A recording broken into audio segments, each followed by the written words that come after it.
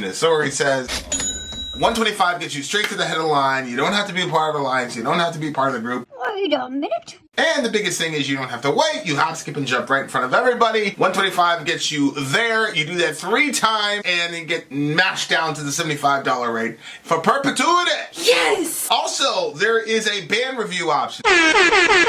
So if you've got a band and you're trying to get your band some exposure, hit me up at insori@gmail.com and I'll show you the details about how to pull that off. You can also jump on Patreon and there is a option on the tiers to be able to get your band reviewed. Yep. Obviously, we can't lie to you, so we can't guarantee a positive review. Get what you get. It's just rubbish. Rubbish. Rubbish. That's British for garbage. My favorite is a community option. $1 at the gate gets you in at Patreon. You get to join an alliance. The alliance joins their points together, and that helps determine what songs that we do. The alliances hang out on Discord. Message me on Patreon to get the link. And they do all kinds of other cool things. They do Minecraft, Dungeons and Dragons. Yeah. It's really a community within the community. Anybody can go in the village, facebook.com/Vin and Sori. There's 160,000+ people on the channel. What's cool about the Discord is that it offers a real opportunity for community connection, friendship, that type of thing. And it's on Discord, so if you're not a Facebook person, it's for you. You start off at $1. Right. Plus you get exclusives. Sori and I are working on a song. So the first 15 seconds of that was on Patreon. Also, at $15 tier and above, when we actually debut the video, they're going to be there live with us. There you are, dear listener. Buy our merch. Buy our merch indeed. A child shall lead them. To buy our merch. Yes, dear listener. Yes, dear listener. Yes, dear listener. We have... You guys know there's multiple ways to have your song reviewed from your favorite bands or whatnot, or bands that you believe should be people's favorite bands. And, you know, there's the filthy capitalist way, but like I said, my favorite is the community option where you join an alliance, which is what you're doing right now. It's starts off at $1 a month, but there are other perks you can get depending if you just went higher. Did we just release some shirts to people? Is that what we worked out with Teespring? Is that what you were doing? Yes. Yeah, so higher thingamajiggies get bigger accesses. Obviously, I just shot a freestyle rap video that's in the final editing process that our patrons are going to get. Having said that, we are now going to hang out with some of the bands from some of our alliances. Yes, the alliances kind of pooled together to create a stream out of all of their picks. So the next few songs that we're about to listen to are from a few of our alliances, and we'll introduce them as they come along. Yes, dear listener. Sori's secret in the chat is real, and that opposer That opposer? Opposer, yep. Hey, poser. Let me know about the mic situation, guys. As I always say, let me know about the mic situation. The morning sickness has been disastrous, and it's been all day long. It's not fun. What's happening? Saying your audio is really low. Oh, we gotta figure this audio out. Okay, mine's on. Or yours is.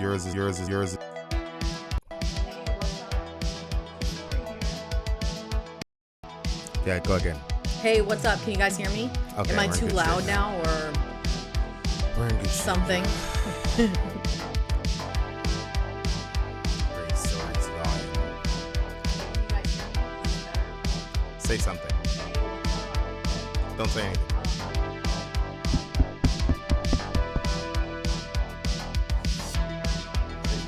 Hey, can you guys hear me? Am I still muted, or am I good now? Okay. I think you're something all right. Yeah, I agree. All right, here we go. Song number 1. Let me know if there's an echo. Do me a favor and put that microphone over there. Okay. Just aim it towards you. That way. You're on cardioid. See if that does anything. Okay. So, the first song on our list is from Anarchy 99. Anarchy 99! Negative Vibes is the leader of that group. Shout out to Negative Vibes. Shout out to Negative Vibes. This track is the winner of Instable's Deviant. OG's name, Cat and Cabbage. Anarchy's picks. These are where a single member of our alliance is chosen at random and gets to make their own playlist of 20 to 30 songs, and then the rest of the group will vote on it. Oh, okay, so then the rest of the group decided that this would be the song picked out of the 20 to 30 songs. Interesting, okay. So, Lingua, Ignota, O Ruthless Great Divine Protector is the first song that we're going to listen to. Ruthless, Great Divine Protector. This is going to be an interesting song. I'm pretty sure this band wrote a pretty disturbing song a while back. Oh, really? That we reviewed. Lingua and Ignota. I think, I'm pretty sure this band has a girl singer. I'm not sure. Did we have to reset the stream or something? Because we're at 2 minutes now? Yeah, we should did. have been longer than that. Yep, I had to reset the stream. Okay, here we go. Oh, Ruthless, Great Divine Protector. Let's do it. Everyone I know is a fucking cop. So land your fatal blow. Take your fatal shot. Everyone I know.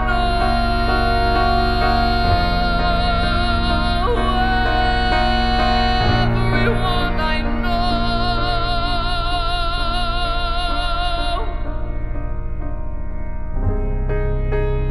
Everyone I know is gonna burn. But I'm a patient man. Wait for the wind to turn. Everyone I know.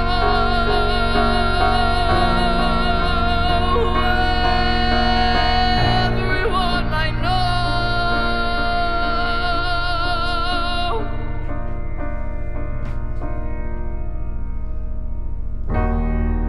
Fuck everything I said. The only thing I want is revenge.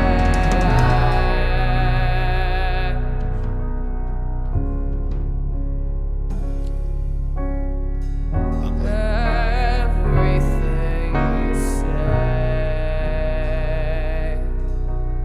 will be used against you in the end.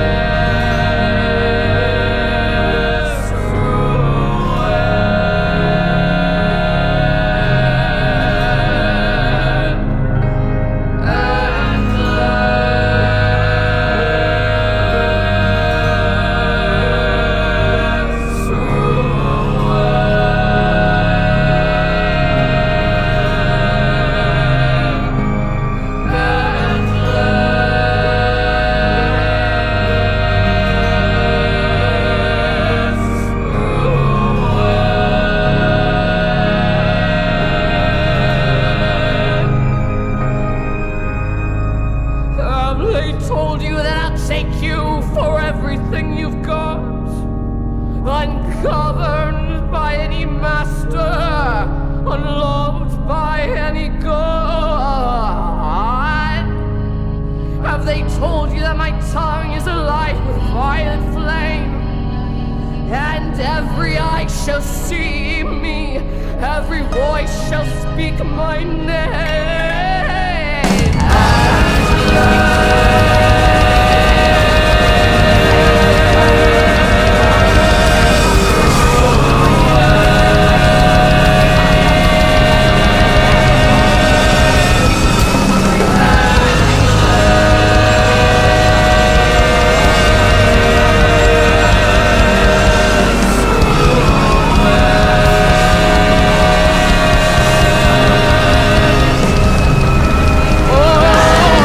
Collapsing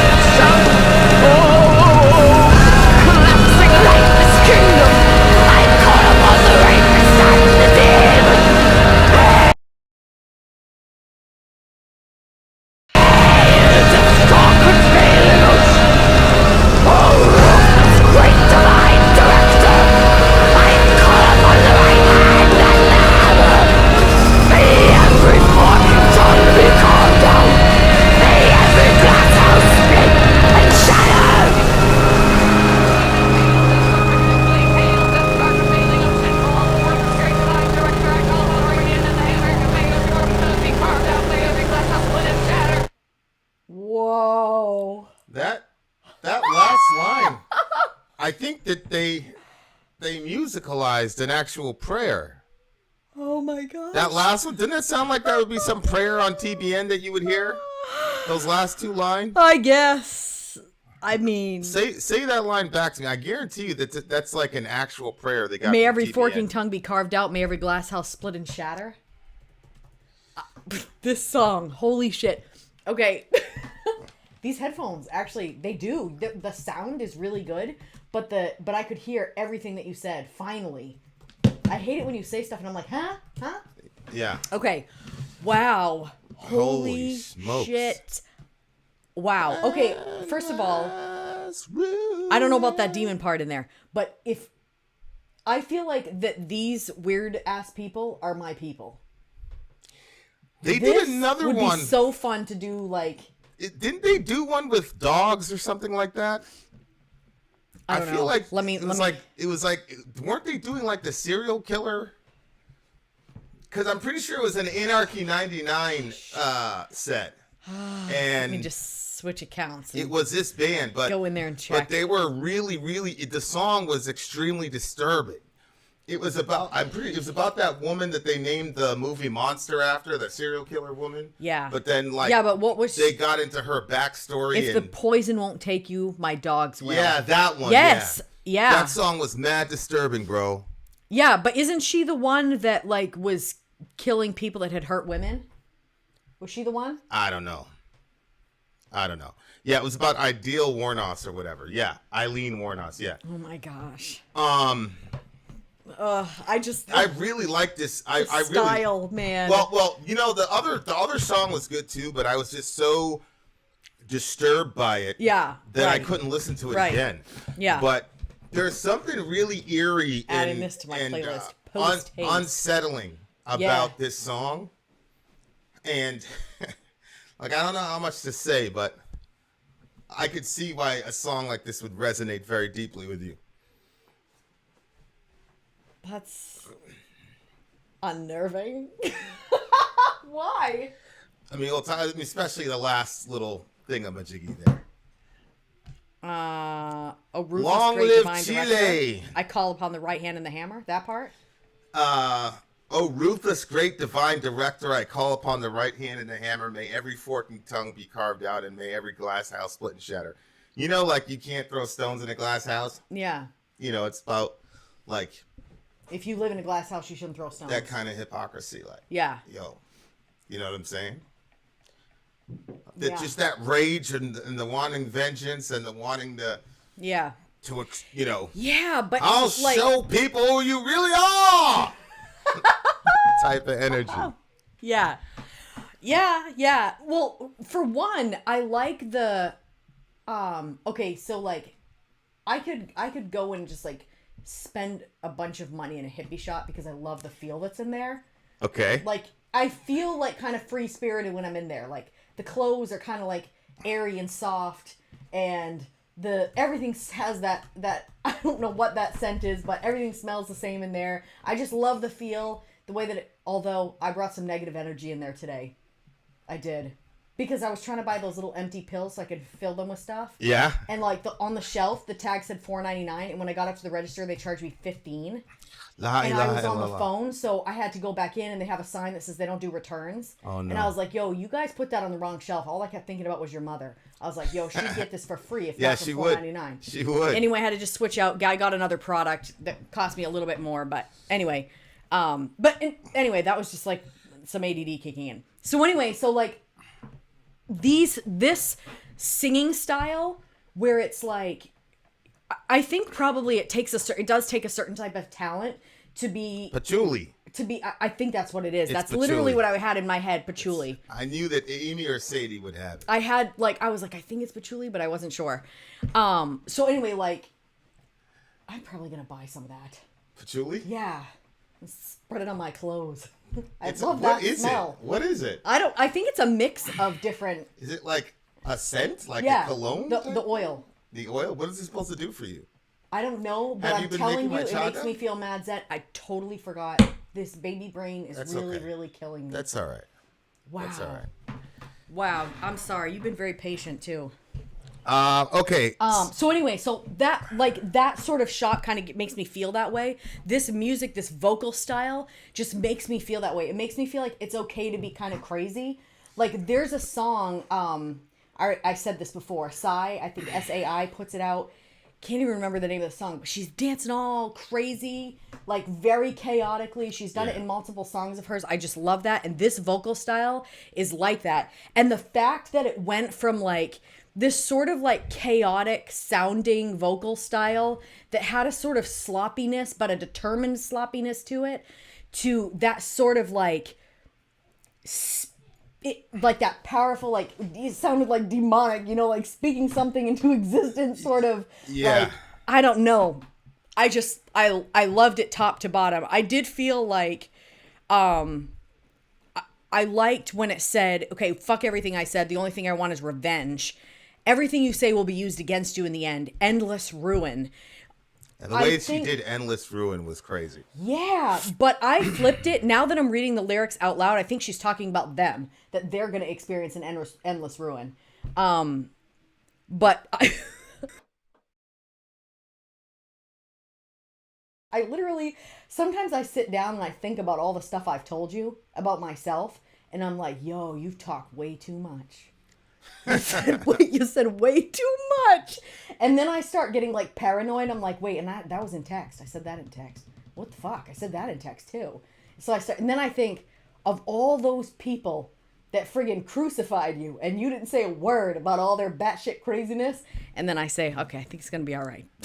They told me that shit in confidence. I know. So I'm supposed to take what people said to me in confidence and then blast them with it because now we're at war? No, you shouldn't do that. People like there comes a point in a battle where the victory becomes too Pyrrhic to. The Pyrrhicism outweighs the victory. It's Pyrrhic victory. You have to destroy your and I have my. I mean, you know how I am. Yeah. I experience the most mental duress when I violate my own codes.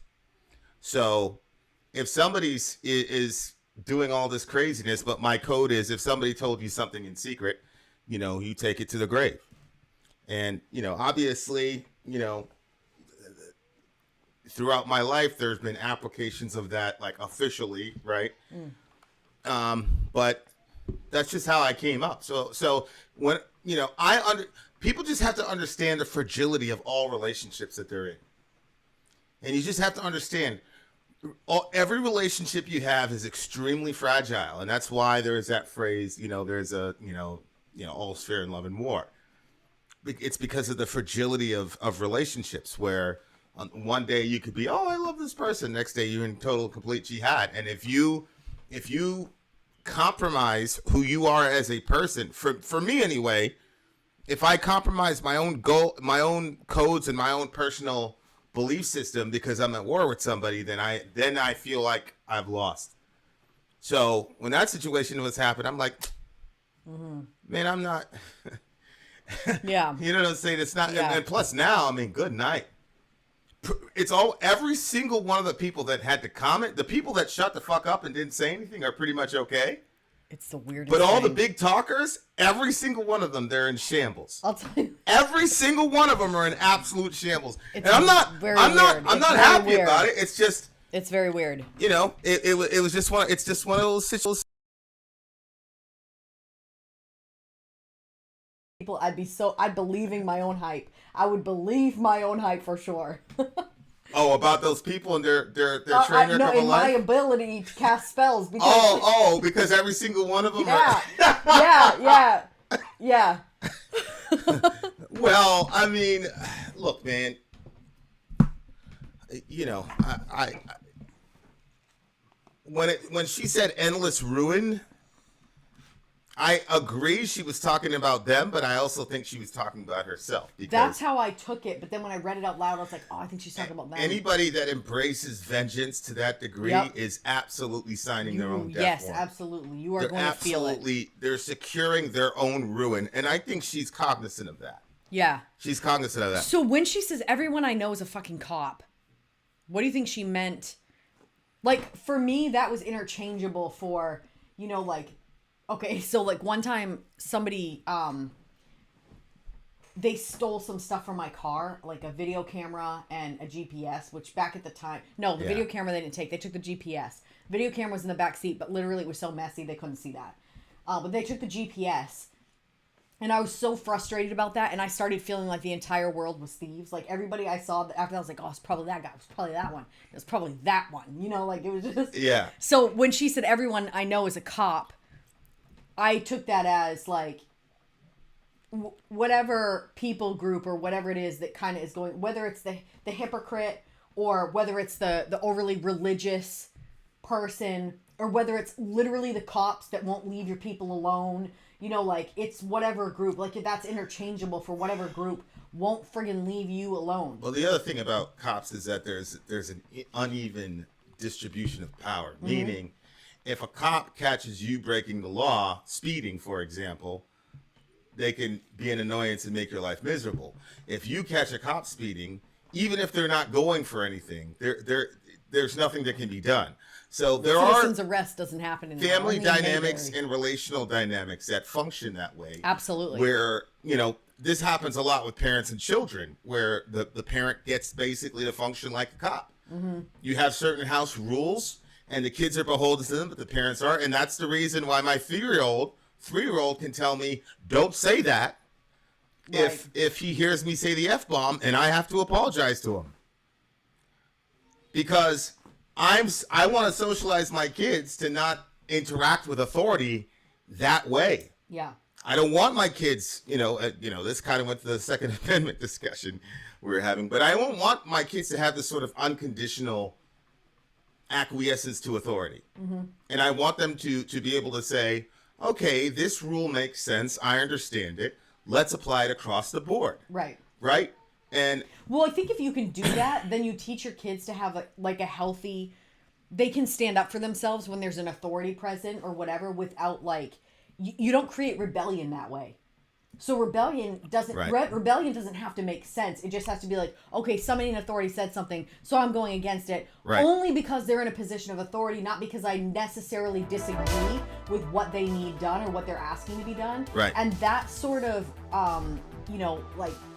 thoughtless action doesn't really accomplish what we're looking for. So if you can teach your kid to you stand up for what's right, and then there's not a need for rebellion because you don't feel that oppression over and over and over and over. yeah, Dorian's never really rebelled. I mean, the older he's gotten into his teenage years, actually, the more He's down there ironing his shirts. the more compliant he's been. Yeah, I would Like, agree. I don't think any of my kids are going to rebel. I just don't. It's just because, like I said, I mean, the kid's barely verbal, and he's already saying, no, don't say that, Daddy, don't say that. And I was like, what's he talking about? And you're like, oh, you said fuck. So I'm sorry, Orion, my bad, you're right, I'm sorry.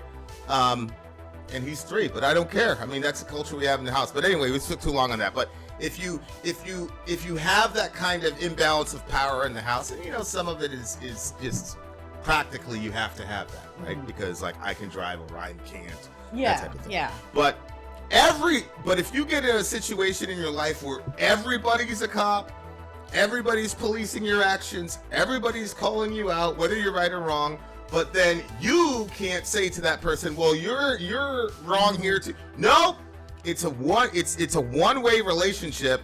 I think you have an environment like that, and obviously not everybody, but she's just at the point where it's over. You know what I'm saying? Like, she's done with it. Everybody. Wait. Okay, I was a little confused Everybody because I know is it a cop. sounded feminine, like a female, but then he says, She said, I'm a patient man. Yeah. Yeah, I don't know. That's like the, I Am King song. You know what I'm saying? Like, I don't necessarily believe that, like, you know what I'm saying? Yeah. Okay. Land your fatal blow, take your fatal shot. Everyone I know is gonna burn, but I'm a patient man. Wait for the wind to turn. Everyone I know. See, that's somebody who, like, she understands. She's plotting this vengeance, or she wants to see the destruction of her enemies, and she's saying, I'm patient. I'm just gonna wait for the wind to turn because eventually it's gonna happen to them. Yeah. Which can be a positive or a negative message. It might be one of those situations where, like, she has it within her power to activate some shit to make that person's life miserable, but she's not doing it because she's gonna let karma take care of the person, or it's she's completely powerless and helpless to fix the problem, but she still thinks karma's gonna take care of it. You see what I'm saying? Yep. What did you think when she said, obviously this part, like, I call upon the rapist and the demon, hail death's unforgiving flame, hail death's dark unfailing ocean. So is she's calling on them to give them the unforgiving flame? Well, it says, "Oh, collapsing lightless king." First of all, this is just very, very poetic. My God, I like very poetic lyricism. "Oh, collapsing lightless kingdom, I call upon the rapist and the demon. Hail death's unforgiving flame. Hail death's dark unfailing ocean." Well, I think at the core of her angst is some sort of sexual abuse. That's what it seemed like to me. Which is also what I read from the other song that she did. But, you know, look, all sexual abuse is horrible, but when sexual abuse is done in a religious context, especially a Christian context, I don't care what anybody says, I think it's way, way, way more destructive. Ugh. Because if it comes out that Susie was being molested by the kindergarten teacher, like, that entire city would collapse on that teacher and string him up if the cops don't get to him first. I don't care, red, yellow, black, white. It doesn't. It's like just what happened with these kids at the school. These cops are getting slammed, and they'll die forever in infamy because of those kids. But when religious figures do it, it almost works in the opposite way. They circle the wagons around the violator, and then the victim gets booted out the back door, or the victim gets demonized for saying something. I mean, I'm not. Yeah. Look, I'll just say it. You know, the Southern Baptist Convention released this giant report where they function pretty much like the Catholic Church functioned. You had all these guys that were doing all this types of crazy shit to their parishioners and their kids, and they just moved them on and on and on and on. And then recently, one of the bigwigs in that, you know, organization did an interview, and he was like, "Well, you know, that stuff is terrible, but we can't let it distract us from the main mission." I was like, "Motherfucker, there's a different mission?" But that just shows you where his priorities are. So it's not the action itself that distracts from the main mission. Right. It's the fact that someone says something about it, and that something needs to be done about it that distracts from the main mission. Which, of course, it you know, a lot of this Christianity, you know, especially modern evangelicalism, everything is like spiritual. The world is going to rot, and everybody's going to hell. So let's get like 4 people saved on this little banana boat, and hopefully we can make it to the rapture. So then you can say some dumb shit like advocating for abused children is missing the mission. Of course, if you have a kingdom-minded aspect to which is interesting because she talked about the lightless kingdom. If you have a more New Testament understanding of what Jesus' message is, Jesus wasn't telling us how to catch the rapture. Jesus never mentioned the rapture. Right. He talked a lot about how we treat people, especially the littlest ones. So it's like, what the fuck were we doing? On the one hand, arguing pro-life legislation, but then when we hear about the same kids, because you know the kids that are getting abused were once in the womb, you fucking weirdo. Those same kids. Oh, now it's a distraction when we talk about literally aborting their souls, literally, and I'm not exaggerating because I believe that that's what happens to a person when they're violated that way, especially as a child. Oh, absolutely. And so, like, and then it creates somebody like this who is just completely nihilistic and violent and willing to just go down with the ship because it doesn't matter what their belief system is. God didn't create anybody to be abused that way and just sit down there and take it. He didn't create anybody to be like that. Right. So it's just a matter of time. People are going to rise up and do that shit because they're image bearers of God. And this woman was not created so that some whatever could violate her or whatever. Exactly. or abused her or whatever. Exactly. And whether or not she's in completely right relationship with God, God's not going to tolerate that shit. So it's a crazy song because I believe she's acknowledging that they're both going to go down into endless ruin. But there are times when people are... Yeah, but I think that she feels like she's already been ruined. Correct. She's already gone through it. So now she's like, all right, now you're going to come down, motherfucker. And she says over here, had they told you that my tongue is a light with violent flame, and every eye will see me, every voice shall speak my name. I loved that. She's like, you're going to know, you're all going to talk, because that's what you people do. You're going to talk. And you know, for those kinds of people, that's a fate worse than death, man. That people would talk negatively about them. That's like the end of the world for these people. But you know, that's one of those things where it's like, you know what, God is gonna really, really sort the shit out. Let's say that this girl, shot up a church, and she got taken out by one of those righteous Christians with a gun, and she stands before God.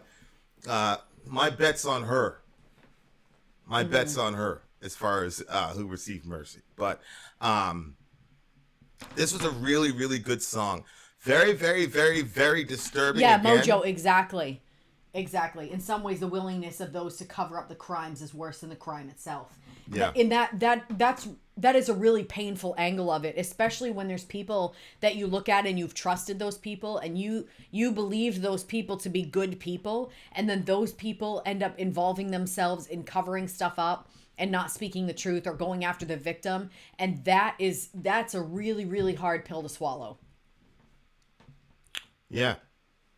And Vlad, the crucifixion of Christ was also part of the plan.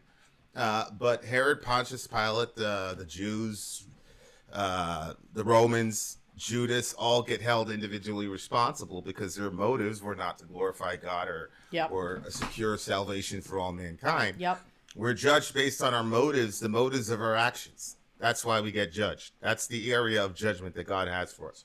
Whether or not that fits into God's overarching plan is a great philosophical question, but doesn't really have practical relevance when you're holding people accountable. As the scripture says in Deuteronomy 29:29, the secret things belong to the Lord. Mm-hmm. That is the plan and how that all works. But the things revealed belong to us and our children so that we might obey all the words of this law. So what God says is, yep, they're great philosophical questions to talk about. Sometimes I reveal them, sometimes I won't. But what I have revealed to you is what I'm going to hold you responsible for. So these people who are shuffling around these child molesters and sexual violators and rapists of their wives, yes, that happens. There's an explicit and direct command in the scripture that people that do that need to be exposed and disciplined quickly, if not end up at the bottom of the lake, and I mean that literally.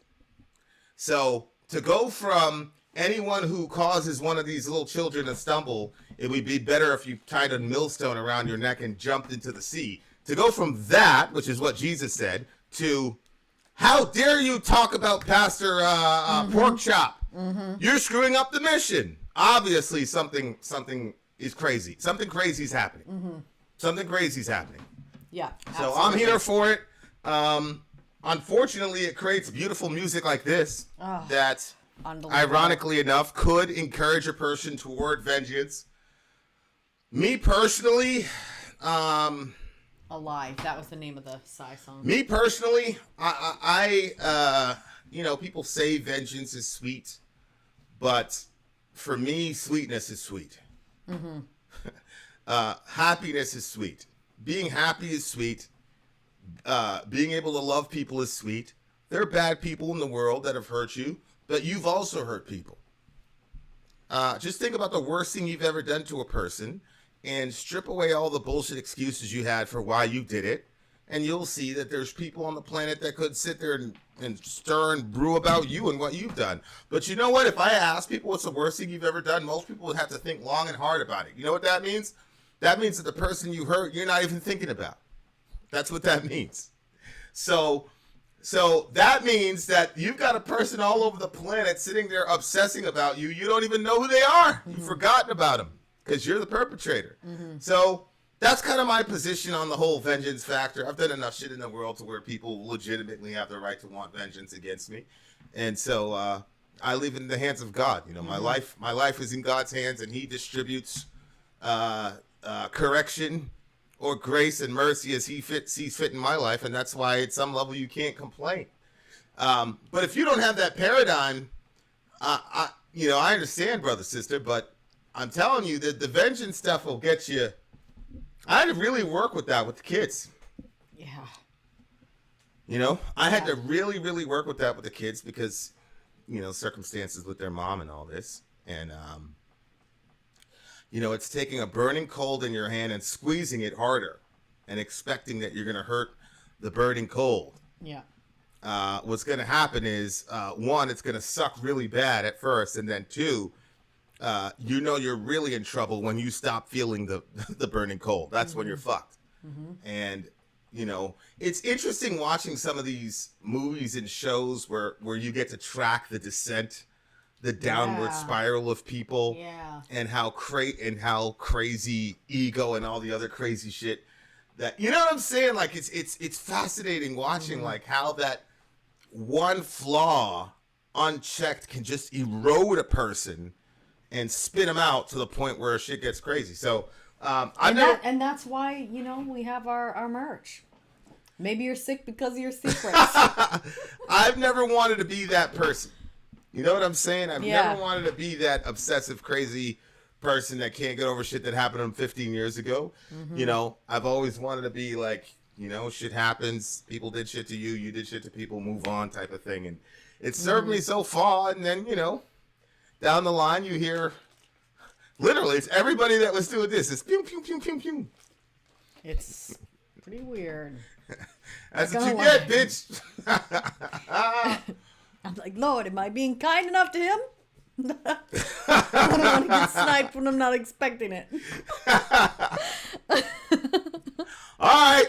Oh, be good to the Lord's servant. 9.8. Oh, no, it's a 10 for me. Yeah, 11. This is an 11 for me. It's an 11. Yeah, it's an 11. And I'm adding it to my playlist right now. Oh, boy. There we are. Okay. Yeah. Well, So at least the bright side of this is I'll know when I'm in trouble. When she starts singing about endless ruin in the shower and shit, I'm like, holy shit, it's all. No, it doesn't mean it's you. I'll be like, Amy, get me transport out of here immediately. Don't you dare help him. Vin out. Sorry, out. Cone. Oh, Ruthless. All right, another song on the way, dear listener. Commercial break.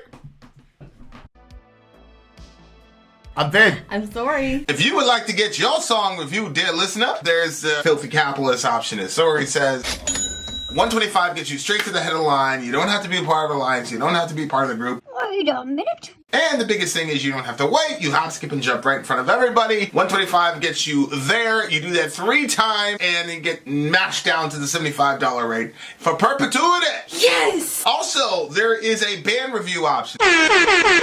So if you've got a band and you're trying to get your band some exposure, hit me up at vinsori@gmail.com, and I'll show you the details about how to pull that off. You can also jump on Patreon, and there is a option on the tiers to be able to get your band reviewed. Obviously, we can't lie to you, so we can't guarantee a positive review. Get what you get. It's just rubbish. Rubbish. That's British for garbage. My favorite is a community option. $1 at the gate gets you in at Patreon. You get to join an alliance. The alliance joins their points together, and that helps determine what songs that we do. The alliances hang out on Discord.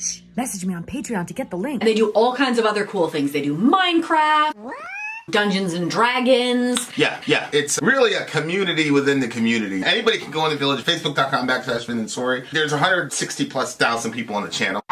What's cool about the Discord is that it offers a real opportunity for community connection, friendship, that type of thing. And it's on Discord, so if you're not a Facebook person, it's for you. You start off at $1. Right. Plus you get exclusives. Sori and I are working on a song. So the first 15 seconds of that was on Patreon. Also, at $15 tier and above, when we actually debut the video, they're going to be there live with us. There you are, dear listener. Buy our merch. Buy our merch indeed. A child shall lead them to buy our merch or something like that. Dear listener, we are in the midst of an alliance stream. An alliance stream. It's two alliances combined. I think we do this once a week.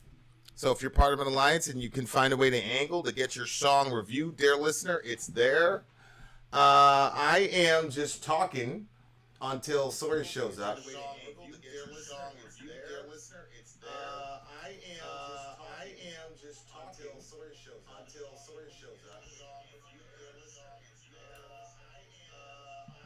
That's interesting. I was just testing the audience. Okay, so that's coming up. Okay, so we've got another song. We've got another song on the way. The name of the song is, I'll tell you in a second. Why is this still talking? I literally mute you. The name of the song is, I'll tell you in a second. Why is this still talking? I literally mute you. Hold on, guys.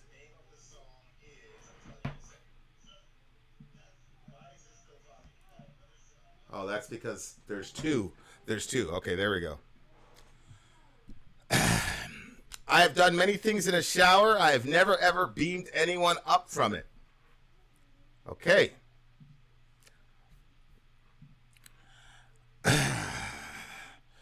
I remember Sori and Vin with corpse paint listening to Dark Throne. Hilarious. Yeah, that one was a fun one. It took us a very, very, very long time to get that all done too.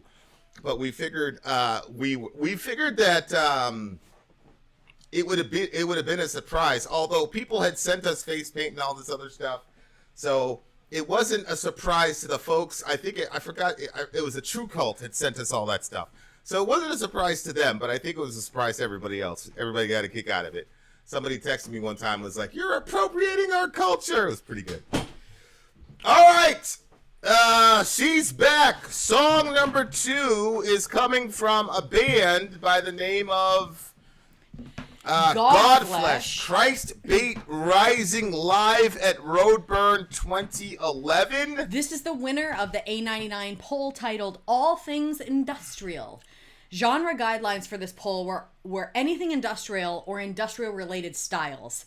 It could be industrial, EBM, dark wave, industrial rock, industrial metal, etc. Shoot.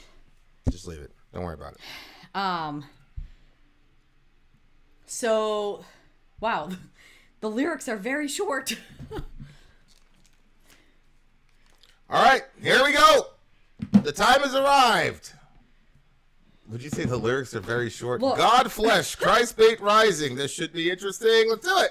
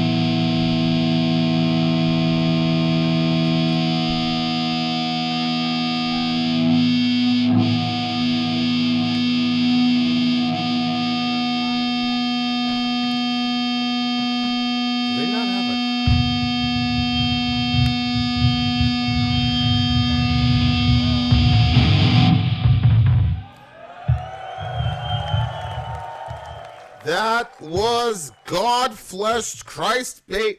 Okay, Rising. I'm going to tell you guys, I'm pretty disappointed about this song. Oh, why? Because they named it Christbait. So I was like, oh, this is going to be really provocative. So I was like, I wonder what angle this Christbait Rising. I was like, wow, that is such a provocative title. Mm-hmm. I was preparing myself for some blasphemy, but I didn't know what was gonna happen, and then I'm like, it's 4 or 5 lines. I'm not really getting. I just felt like that title was so boss. That was such a crazy title, and I'm like, call it something else then, man. Yeah, if you're only gonna do 4 lines. Yeah. All right, go ahead. So the style, like that industrial style, like if I worked like a piecework job, you know, where you just had to do like, you know, like piecework, yeah. Yeah, you know, like maybe all the caps for the toothpaste are coming by, and you gotta pull out the ones that are messed up. Yeah. I would want to do like, okay, like our first hour is gonna be this, like say you have your 8 hours. Industrial would definitely be part of the lineup. Like, because I feel like it's that kind of like, you know, when you're in that like kind of drone, you know what I mean? Because it kind of sounds assembly very line similar, type of thing. Yeah. And it has like that sort of chaos sound to it. But then, and like the sound of his voice, and I don't know, like I felt like it all kind of worked together to make up. Yeah, like, definitely industrial. Once I got over the lyrics, I was able to just like appreciate the song for what it was at that point. Mm-hmm. You know what I'm saying? Yeah. There's a dun, dun, dun, dun, dun, dun, dun, dun, which is very interesting because Kel said something to the effect of, they remind me of early Soundgarden, which is very interesting. But I actually, like on the peripheral, with my third eye, I can see kind of, I can see that. It obviously very repetitive, but if you listen closely, you'll be able to hear some layers underneath it and some other things he's doing with the guitar. But I feel like you have to be kind of like a super user or a guitarist to appreciate that kind of stuff. Whereas I think a lot of other people would just hear it and just go, "Oh, it's just this repetitive droning on and on and on again." Well, you know I do hear the droning on and on, but I do hear the individual sounds. And when I hear music like this, I think like okay, so my father used power tools a lot, and I remember thinking you could use that sound. You know, some of the ways that. What do you mean, for music? Yeah, like some of the. Oh, ways, really? You were thinking that way when you were a kid? Yeah, well, because he was working on our house for like forever. It felt like when we were kids, so we'd be in bed listening to power tools, and so you could imagine different sounds going in between those. And my father's very like, he's probably OCD as well. So like nothing sounds chaotic when my father's doing it. It's not like it's very orderly. It's very so he's going on his own beat, you know. So yeah, I think that so when I hear this, I think, okay, if I was like in like one of those places where there was like industrial stuff going on, there's different machines going off and all these different things, like you could see how I bet that's where, I don't know where factory.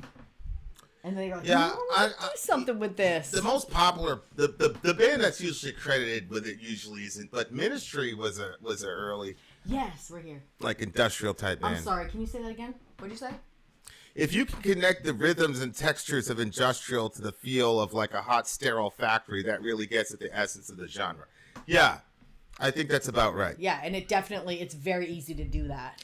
Although I don't really get that vibe with 9 Inch Nails, and 9 Inch Nails is supposed to be an industrial band.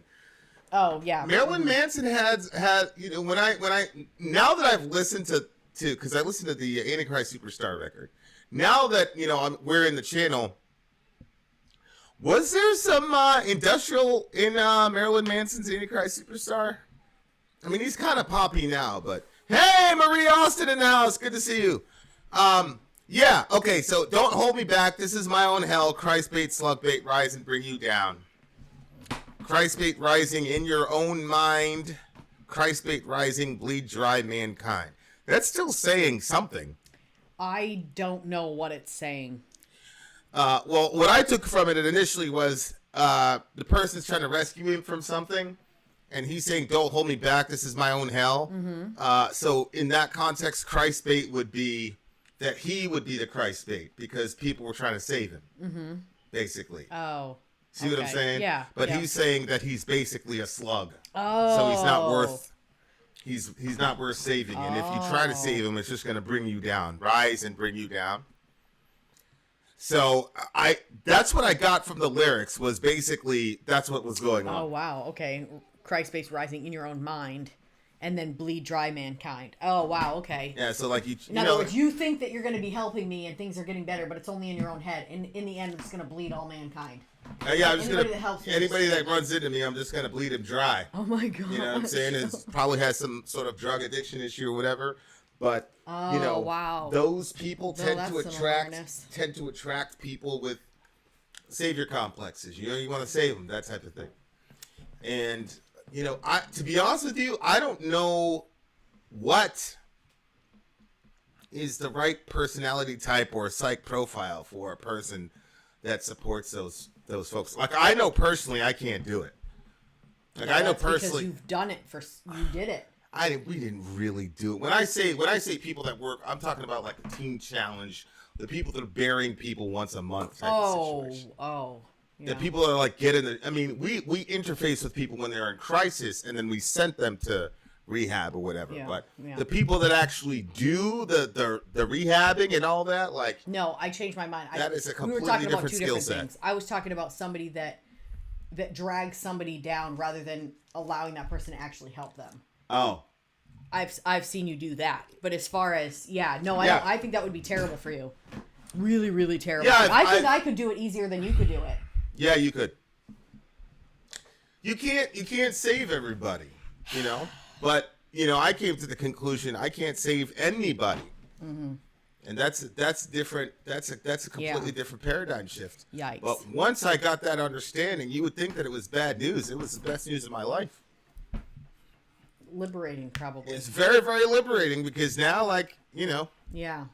I'm in paradise right now, and I don't feel like this itch to go out and, you know, if I see something on the news, I'm like, yeah, I mean that's, you know, but I don't need to be there.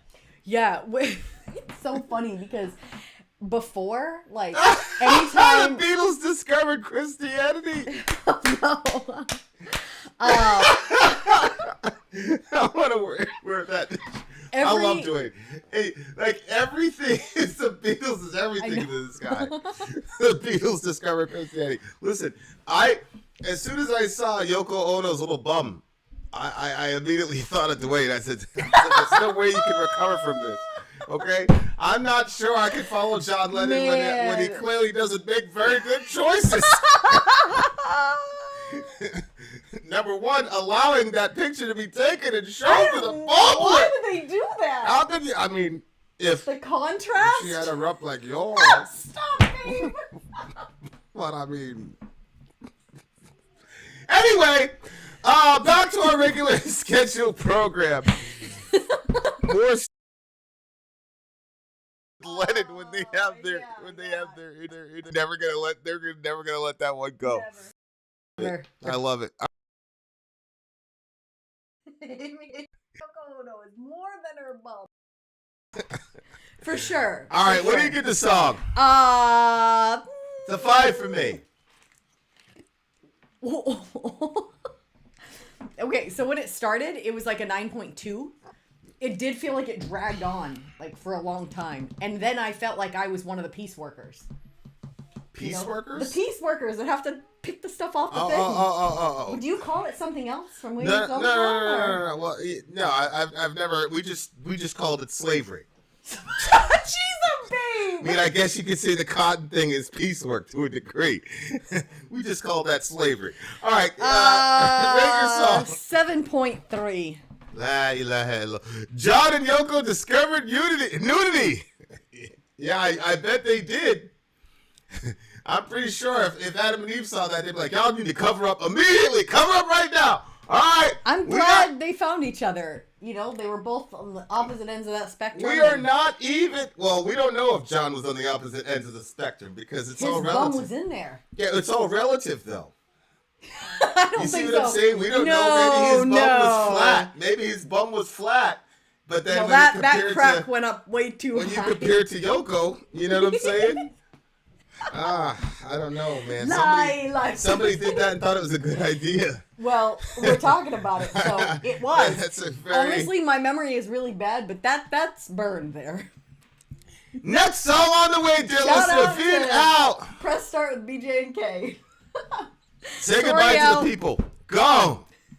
Unbelievable. One that sent- I'm Vin. I'm sorry. If you would like to get your song reviewed, dear listener, there's the filthy capitalist option. As Sori says, $125 gets you straight to the head of the line. You don't have to be a part of the alliance. You don't have to be part of the group. Wait a minute. And the biggest thing is you don't have to wait. You hop, skip, and jump right in front of everybody. $125 gets you there. You do that 3 times and then get mashed down to the $75 rate for perpetuity. Yes! Also, there is a band review option. So if you've got a band and you're trying to get your band some exposure, hit me up at insori@gmail.com and I'll show you the details about how to pull You that off. can also jump on Patreon, and there is a option on the tiers to be able to get your band reviewed. Obviously, we can't lie to you, so we can't guarantee, a positive review. Get what you get. It's just rubbish. Rubbish. Rubbish. That's British for garbage. My favorite is a community option. $1 at the gate gets you in at Patreon. You get to join an alliance. The alliance joins their points together, and that helps determine what songs that we do. The alliances hang out on Discord. Message me on Patreon to get the link. They do all kinds of other cool things. They do Minecraft, Dungeons and Dragons. Yeah. It's really a community within the community. You can go in the village.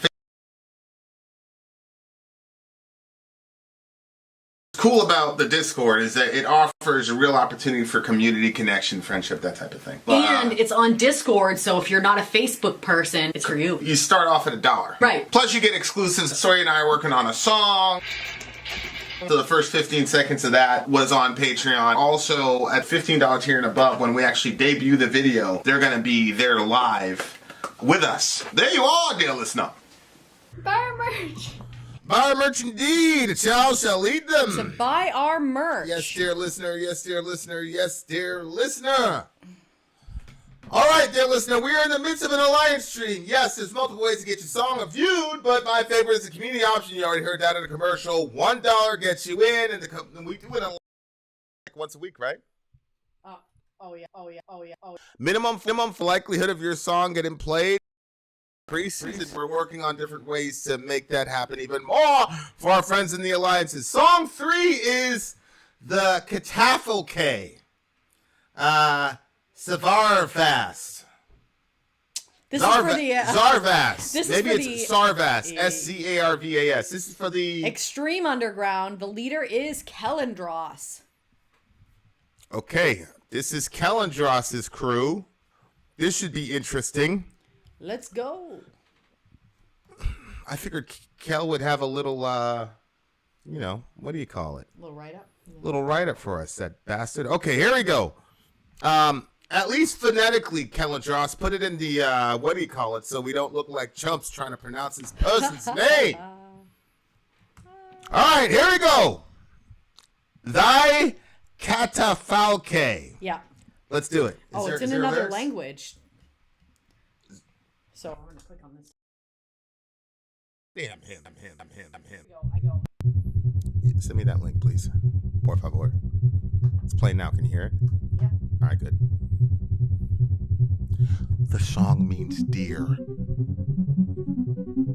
Like a reindeer. Not like my dear husband.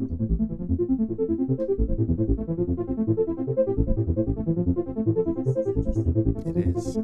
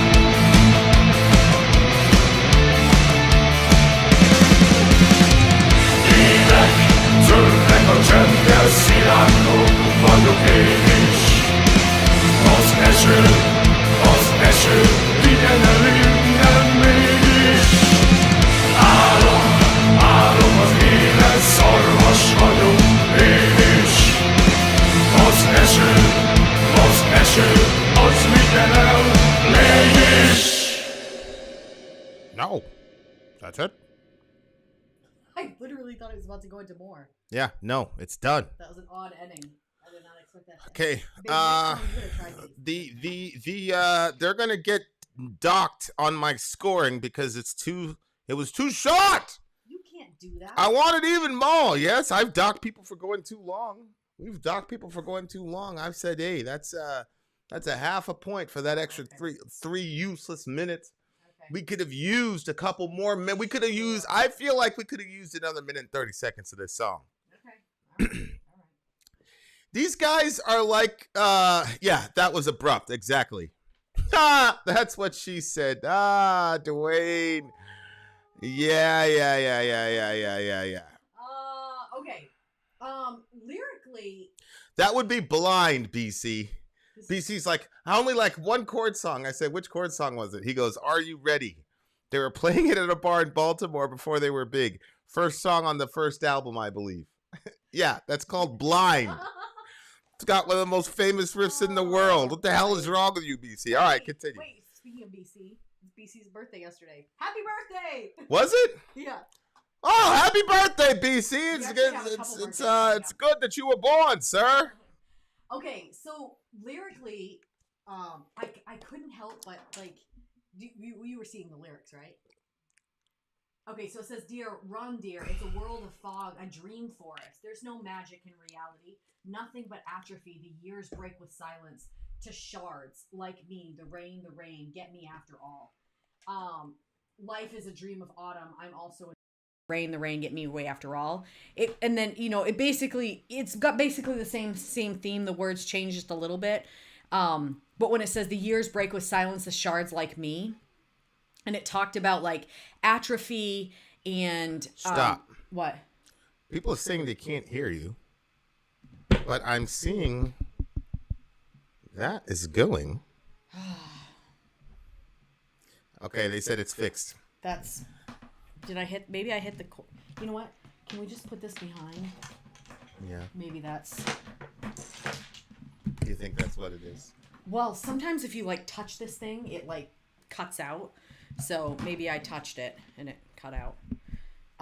Okay. We're good now. Okay. So I was just reading the lyrics. Run, dear, it's a world of fog, a dream forest. There's no magic in reality, nothing but atrophy. The years break with silence to shards like me. The rain, get me away after all. Keeps that basic theme throughout the whole thing.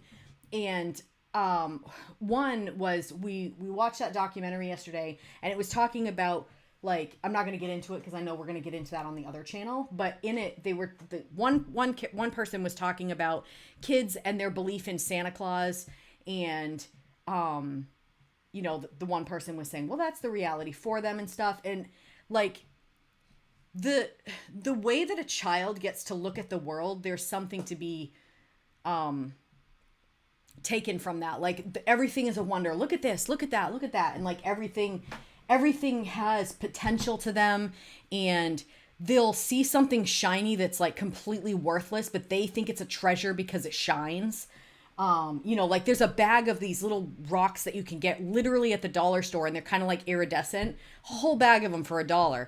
Orion found 2 of them in the dirt, and he was like over the moon. And I was like, oh, you found treasure. And he was like, treasure. He was like, and he's 3, So like, just the way, like sometimes like I'm like, I miss being a kid and being able to look at the world like that. But then I think because of our religion, there's still a wonder left for us, because we don't believe that everything was just like exploded and here it is. We believe that it was created by design. And so there's wonder in every single person, and the universe is beyond what we can see and what we know. And we know that because our God is so unbelievable that he's doing things beyond what we can see. It's not like, let me just do something small because this is what human beings can report on. Like there's so much more that he's doing that we don't even see.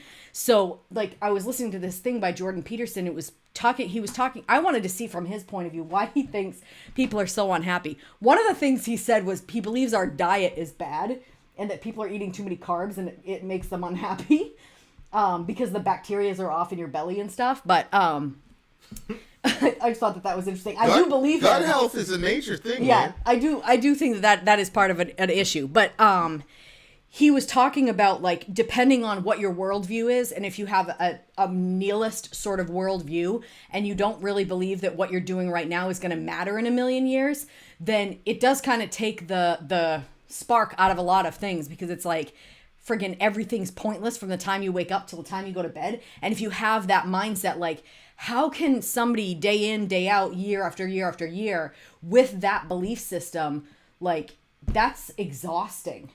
Why? Like, why keep going? But, you know, I mean, come on. Everybody believes in magic no matter what they say. Whoa, what do you mean? Because if I show up to you and I say abracadabra, boom, there's an entire universe that's self-assembled, and here are all these cells in mitochondria that's self-assembled. Oh. Anybody, well, and now we can reason, and we know that there is life outside of ourselves, and there are minds outside of our own minds, and that all came about without anybody superintending it. That's magic. I don't care how many years you try to put around it to try to make it sound like it's possible, but to say that nothing exploded and now here is everything, and that chaos gave us all this order, and that unconsciousness gave rise to consciousness, and non-life gave rise to non-life, all that shit is magic. You can call it abiogenesis, you call it what you want, that's magic, bro. Right, yeah. I'm not world than I do. Yeah. Because when you know the difference between atheism and theism to me is that when you see a magician do a magic trick, it seems amazing, but in the back of your mind, you know that there's some mechanics behind it. I'm like, where did that card really come from? So, like, you're looking at it and you're like, I know the card didn't really disappear. There's some sort of mechanism you're doing under the hood that's making this shit go. You didn't really saw that lady in half. To me, that's theism. Like, the world is the world is wonderful, but I know you did something. But the other thing is, hey man, this shit just, and there's nobody that's the real magic. You made a fucking rabbit come out of your hat and you didn't do that, it just happened? There's nobody there, nobody's superintending it, nobody caused that to happen. You just boom, out popped this rabbit. That's real magic. Yeah. And I'm too skeptical to live in that kind of a universe. You know, I had one of my buddies on here and we talked about mitochondria and how cells work, and you've got these appositional assembly lines that then go and repair cells and all the rest. Get the fuck out of here. All that shit happened out of nowhere. Okay, if you believe that, then you believe in magic. It's not a criticism. I'm just saying that if you really believe that, then you believe in some incredible shit. And look, you can say, well, it took place over billions of years. I don't care. You still somehow got a magic. Yeah. You got a rabbit out of the hat. Mm-hmm. I was listening to Sam Harris talk yesterday about the hard problem of consciousness.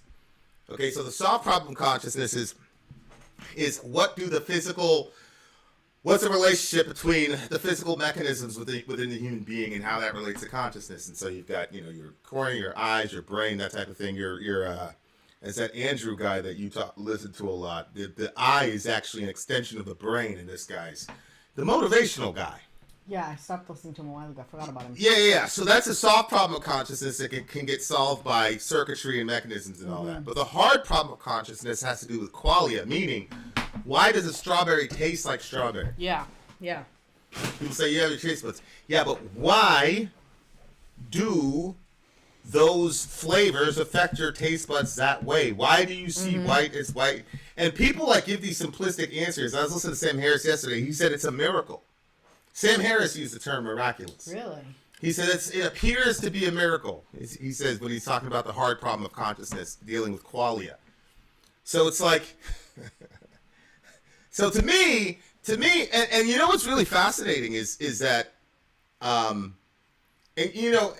sometimes, I'll go in these forums, I'll just put it out there, and you'll get some random internet person that believes that they've solved the hard problem of consciousness. Really? I'm like, you're about to win a fucking Nobel Prize. Yeah.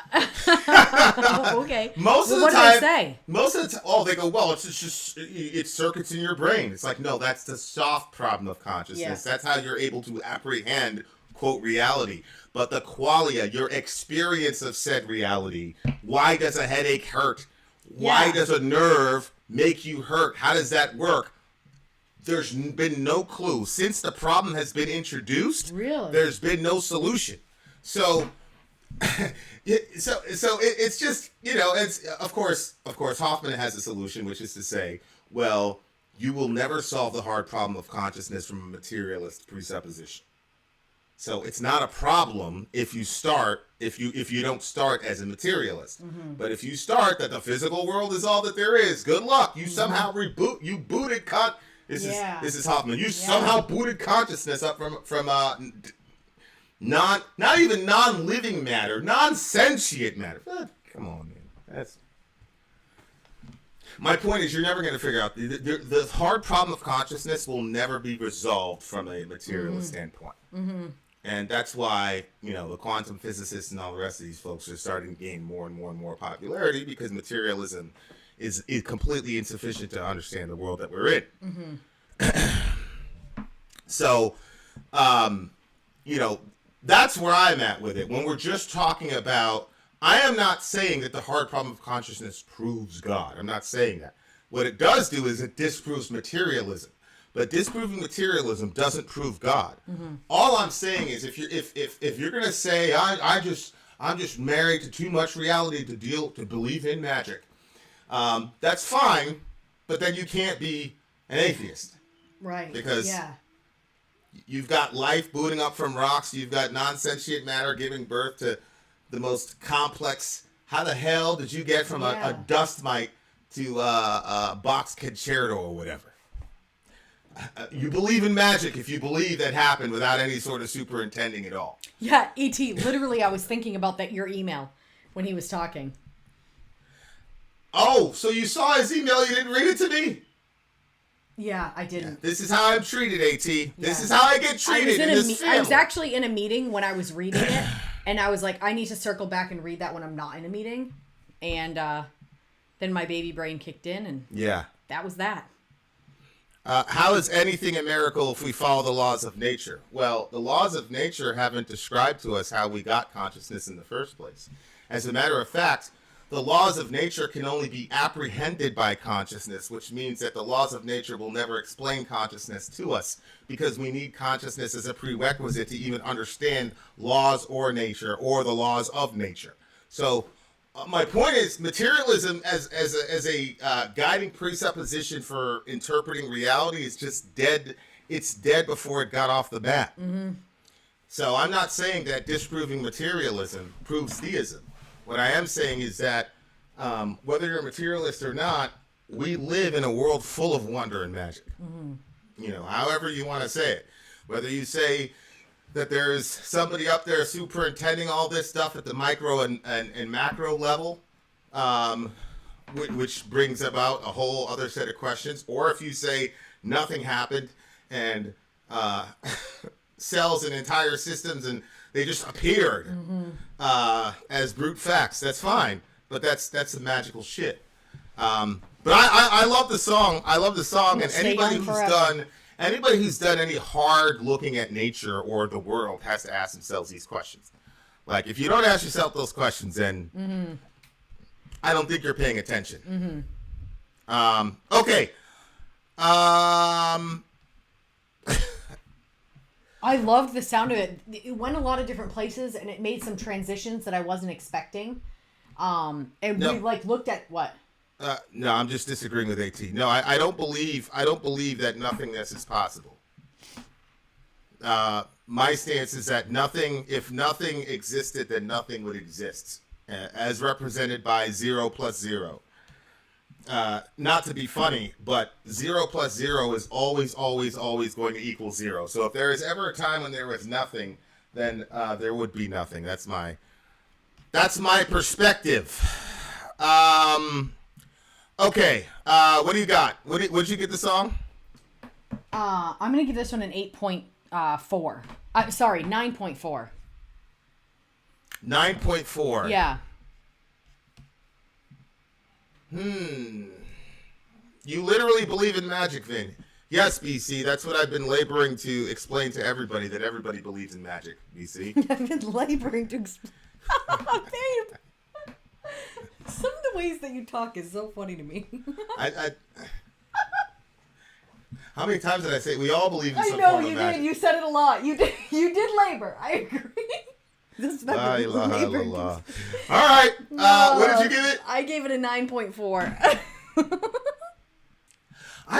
I feel like these guys are like a Hungarian Rammstein. Like, obviously, Rammstein is going to be the first thing you look at, but I feel like they had their own sound. I wish we had one of those nights when we could listen to this, like, 5. Remember when Homeboy did the Doors? We did like 5 songs of the Doors. Where we really got DJ Nick. This is a band where I'm like, I'd like to listen, because I feel like these guys have a signature style. Yeah. But then I'd be really disappointed if like this was their banger and everything else was trash. But I really felt like this was unique. Like they had like that 80s style guitar. They had. I really enjoyed the song.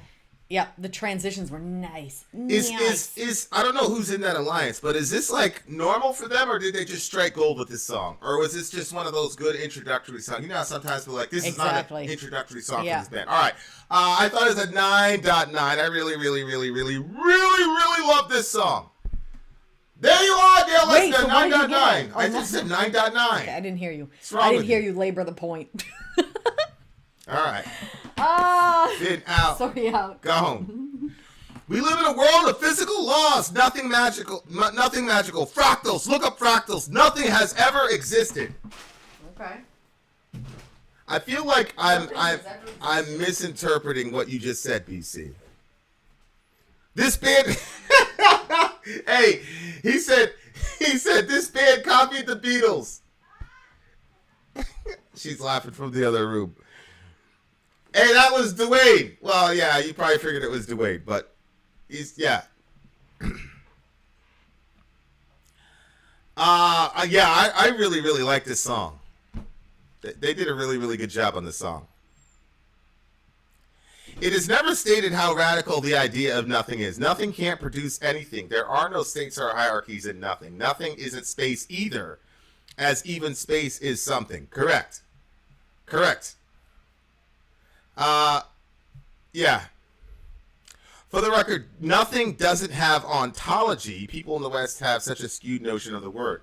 Well, AT, it might be defined in a different way in your email, but so your sister read the email with her pregnant self and did not tell me that the email had arrived. So I'll have to look at it later. But when you say the term nothing, what I mean is the absence of all ontologies.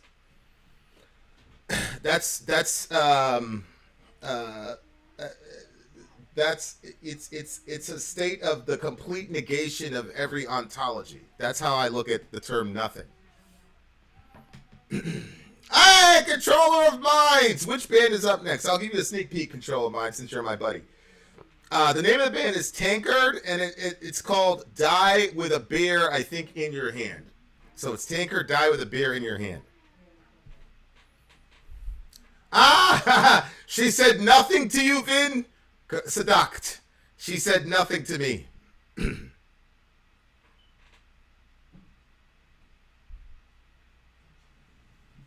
Vlad, when you say as far as we can tell everything has a material source, what are you talking about?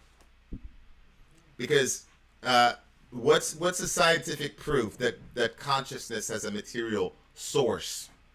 Not a material processing plant, but a material source. What is the material source for life? What is the material source for the laws of logic? I'm sorry, but this materialism stuff is so easy to disprove. You can say, I assume, but it is impossible to make a statement like that, Vlad, and back it up in any way, shape, or form. I honestly believe, Vlad, that the hard problem of consciousness is the death knell to materialism. I don't think you guys are ever going to find a solution to that from a materialist presupposition.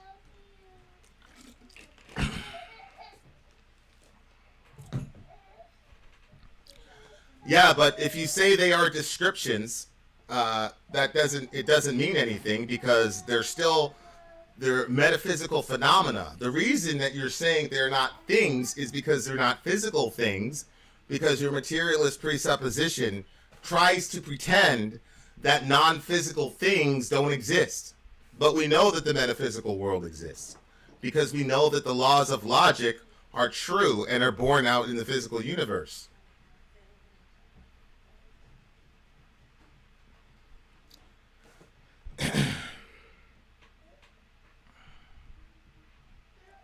I guess if you're thinking about it, what's a thing but a unit of thought?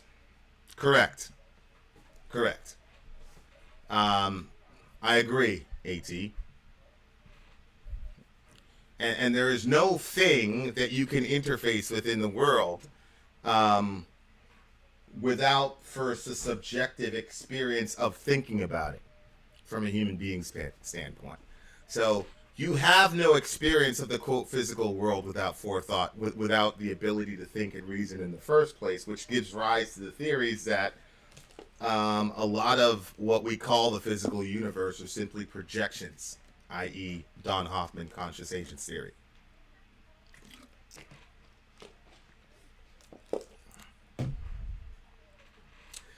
Space is not necessarily something in itself. Substantivists like Newton thought that if all matter is removed from the universe, it would still be something left over. Yes, Tracy, I agree with that, but you have to take into account Newton's Christian theism as a presupposition to his interpretation of science and everything else.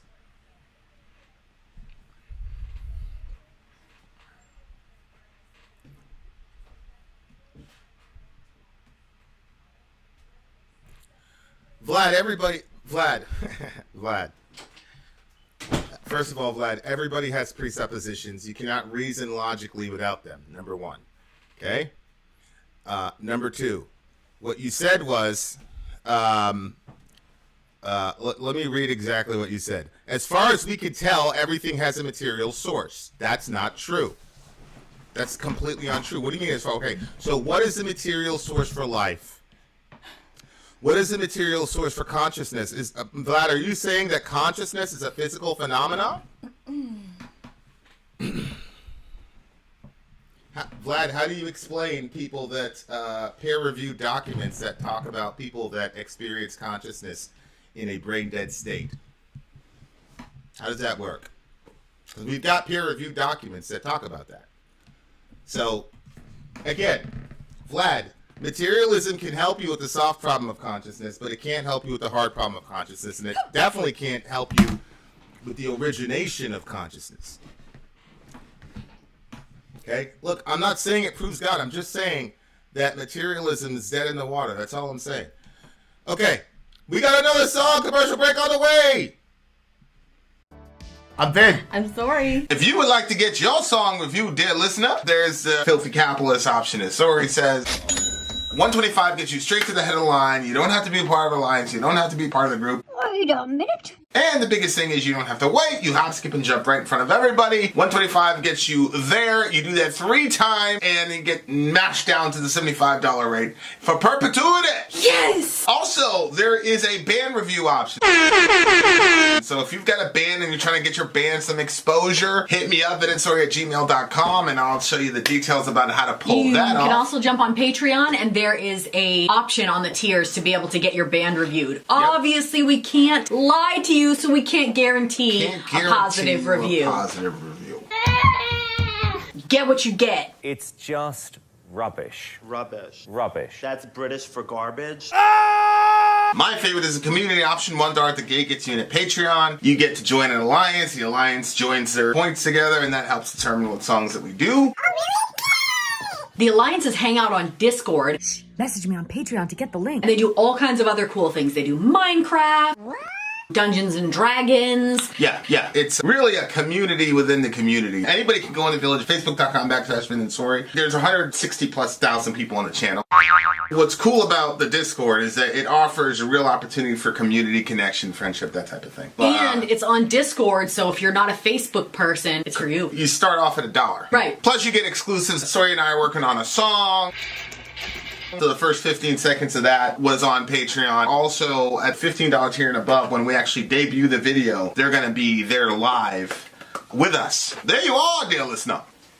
Buy our merch. Buy our merch indeed. Thou shalt lead them. To buy our merch. Yes, dear listener. Yes, dear listener. Yes, dear listener. Where else can you find beer drinking, Party celebrating, philosophizing about materialism, a dead in the water philosophy that has captured the scientific Nihilism endeavor for and many years and is curses. about to die a horrible, slow, painful, embarrassing death. Embarrassing? Now, dear listener, we have returned. It is the Joint time. Alliance stream is in the works. The next song on our list is from the Extreme Underground again. It is the leader for Kalendros. What? Kalendas. Yep. Tankard-Die with a beer in your hand. Die with a beer in your hand. Okay, die with a beer in your hand. Or in my case, die with a Gatorade in You your want to hand. try these? Okay, we can switch. Wow, I thought sure you were going to say now. Since you're so big on promoting these things. I don't feel so hot either. Well, they give you some space. Oh, yeah. They give you some space. Yeah. La ilaha illallah. Is this the guy you talked to today? Yeah. Okay, good job. Thank you. Okay, guys, you ready? Let's Die go. with a beer in your hand. Let's go. Shout out to Tracy, by the way. I haven't seen you in ever. So shout out to Tracy Lufer. All right, here we go. Oh, this was our Chero stick. Okay.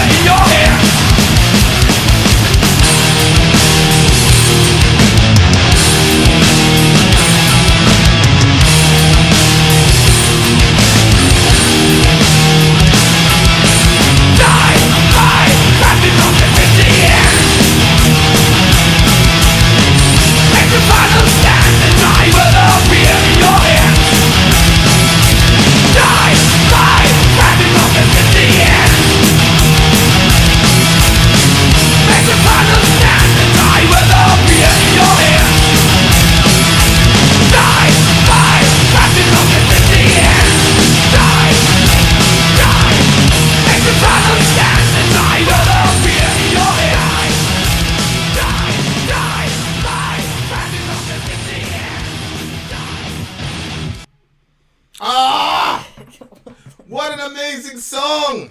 How'd you like the headphones? I am filing for separation from you.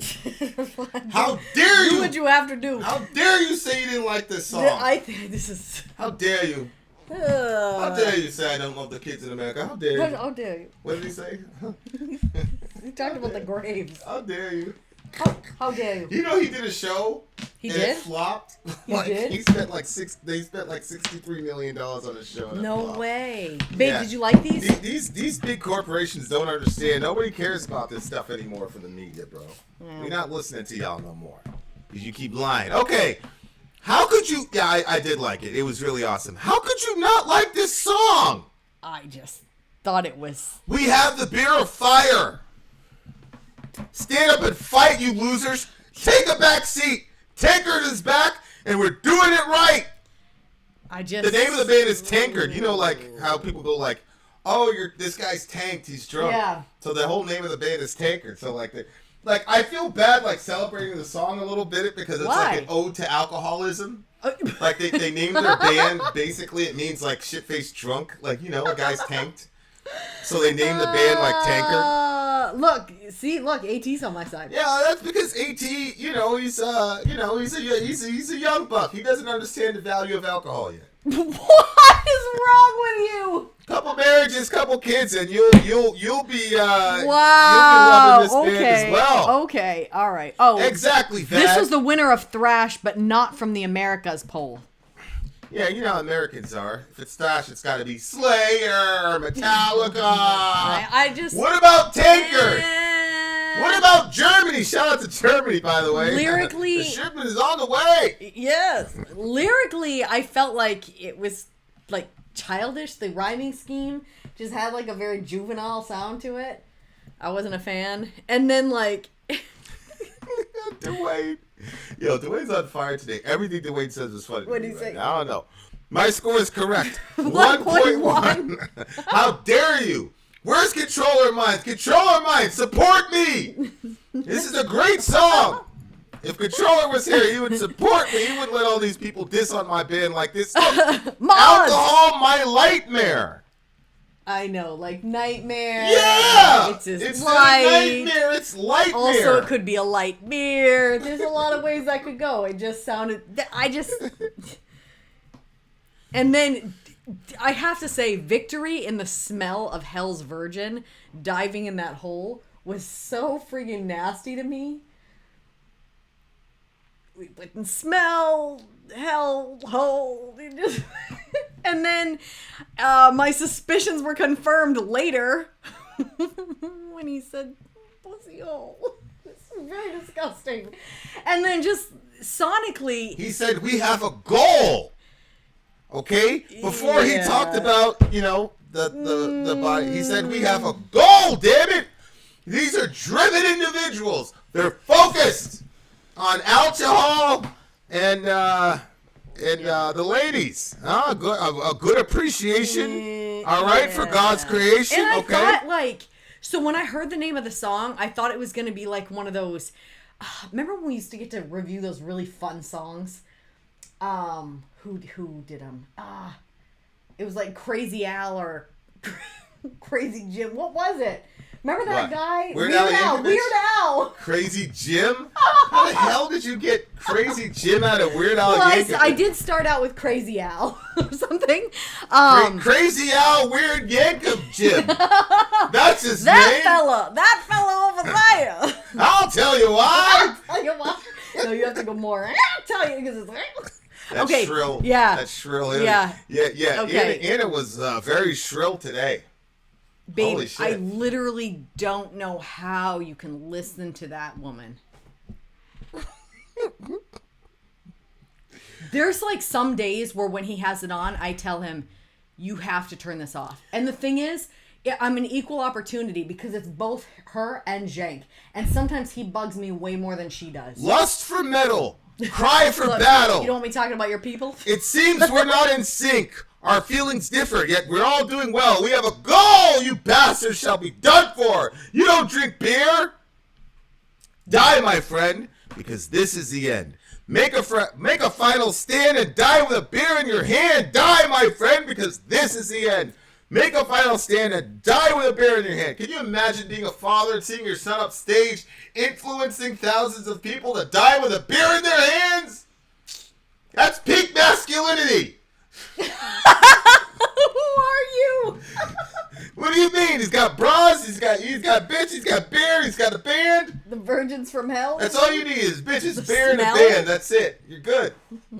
You're good. Triple B's. Gang, gang, gang. Oh my gosh. Somebody save me. Amy, why did you say something to distract me from this conversation? Did she send us a video? I clicked on it. It was the same video I sent, so I don't know what the hell happened. So I'll have to message her. Maybe. You failed me for the last time. I'm sure the mistake wasn't on Amy's side. I'm sure it was on your baby brain. It's a baby brain again. It's an excuse for everything. Oh, man. Baby brain covers a multitude of sins. Apparently. Yeah, but the thing is, the baby brain is affecting me as well. Like, I'm missing out on a lot. You know how many days I had to go with heartburn? That's when it's really bad, when it's affecting you. Yeah, you know how I am. I know. I've had heartburn for the longest, and my solution was I needed to get to the store, but I kept avoiding it. I understand your heartburn, but these guys are backed by the devil. Yeah. He has my soul. Victory the smell. I mean, hey, just... listen. It was a fun song. No, I didn't think it was fun. I didn't like the sound of it. The thrashing was crazy. Trash. I didn't like it. There was a good solo part too. Shout out to the homies, but I don't like your stuff. Rate the song 2. So what? Hey, It's stop a playing 2. around. Tell the people the real rating for No, the really, song. it's a 2. You know what? Here, I will say the guitar work was really good. 4. I give it a 4. This is a 9.7 for me. Babe, why do you have to go lie like that? That's genuinely how I feel about the song. The song is about fun. It's about beer. It's about sex, drugs, and rock and roll. It's about, being supported by Shaitan. So what you're I'm telling not really me... on that part of it about being supported by Shaitan. But aside from being supported by Shaitan, it's, beer swilling. I never got to go to college. My life was just very, very serious. Well, you had plenty of college experiences nonetheless. Yeah, but I never had a carefree experience. Like, all my friends were getting drunk and high. I had to remain hyper vigilant. Yeah. Then I had another organization where, everything was for a reason. You were never going to a party just to go to a party. Everything was for some other reason. Mm-hmm. So I never got that experience. So anytime a song like this comes out, I'm like, yeah, I wonder what it'd be like to just be like, go out there with my boys and wreck shit and not worry about, causing some incident or whatever. Why are you looking at me like that? Oh, I was just waiting to see if you were going to say knock broads out after. Because I was going to say, really, I don't think you should be saying that now. Listen. There are a lot of situations where I could have. Oh, I believe you. Okay? I believe you. There were situations where I should have. And didn't.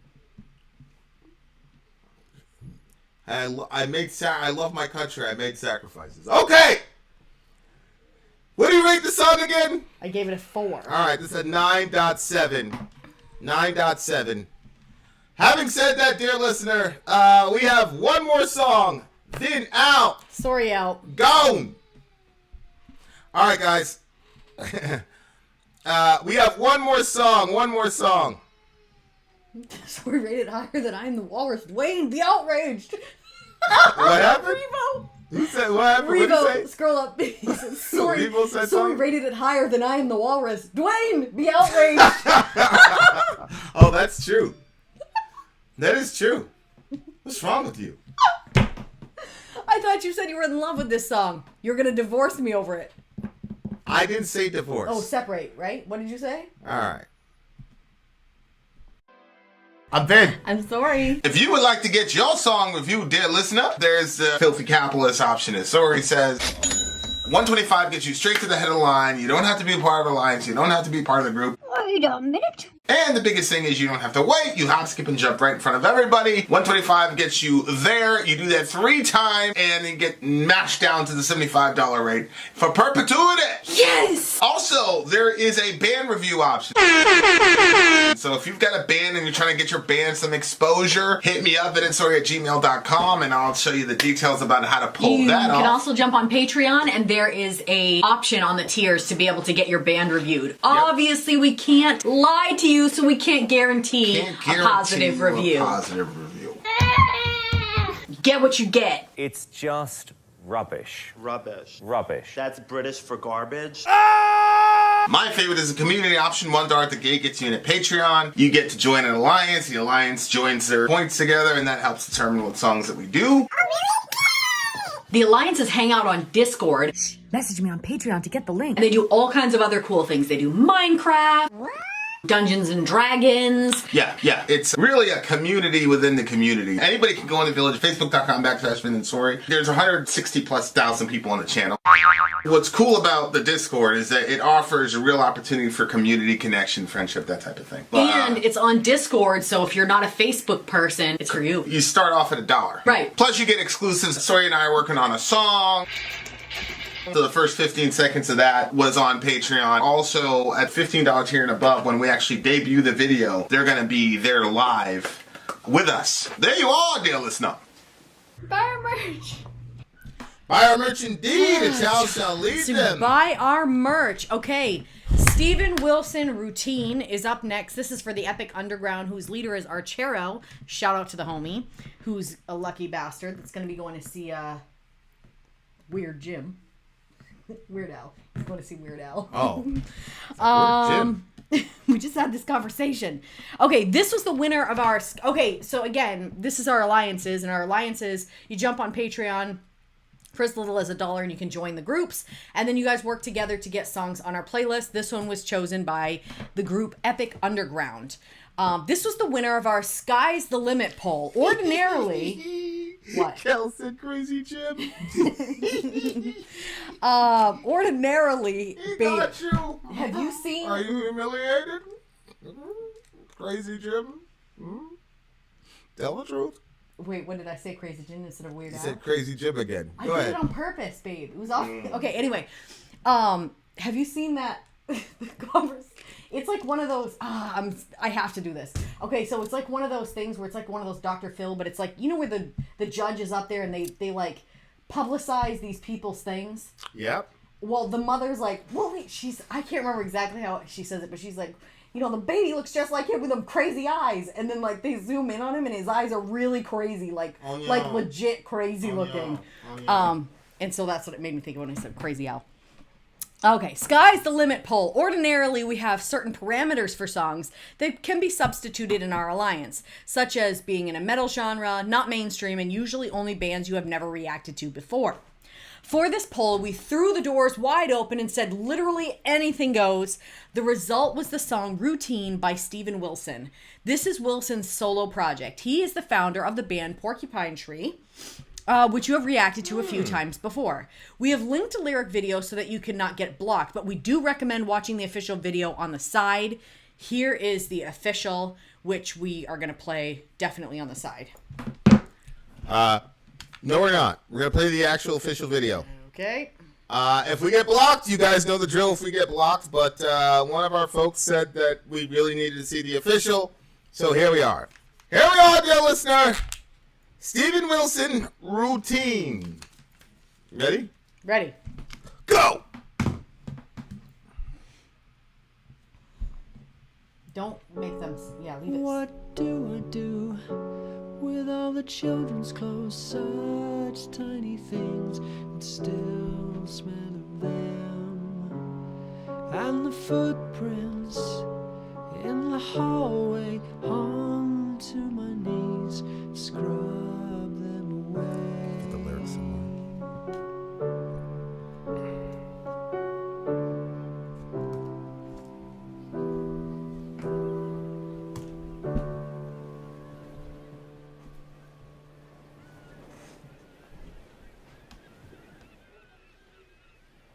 And how to be of use, make the tea and the soup, all of their favorites, throw them away. And all the school books and the running shoes, washing them clean in the dirty steel sink.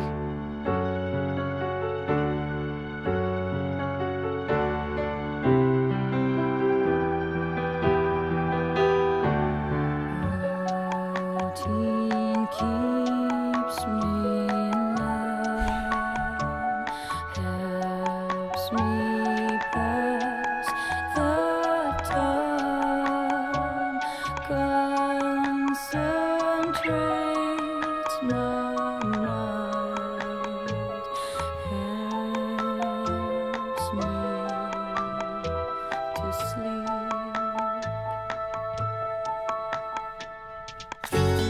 Keep making beds, keep the cat fed, open the windows, let the air in, keep the house clean, keep the routine, paintings they made still stuck to the fridge.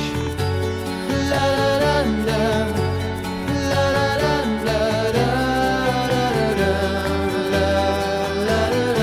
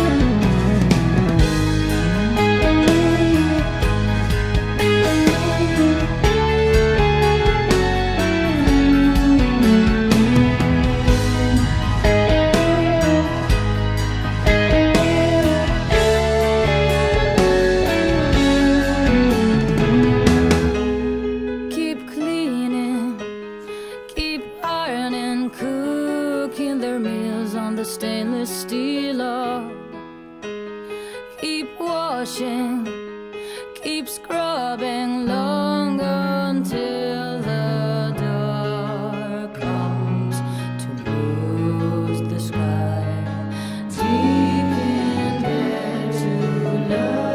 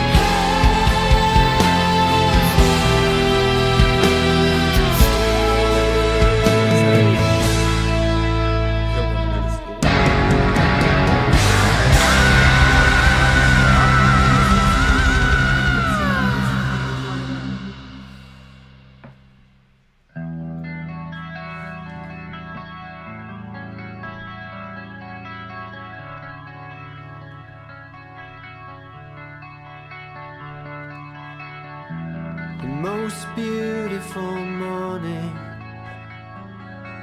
forever.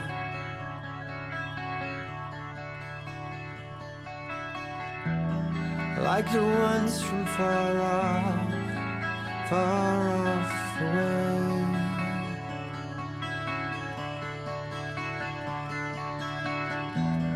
With the hum of the bees in the jasmine sway. Don't ever let go. Try to let go. Don't ever let go. Try to let go.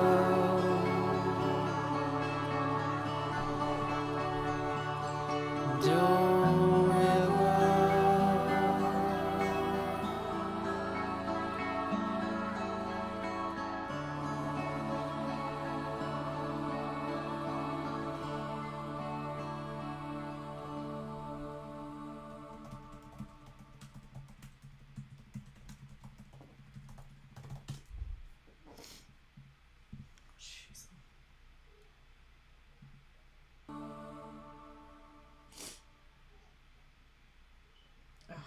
It's painful. Oh, my word.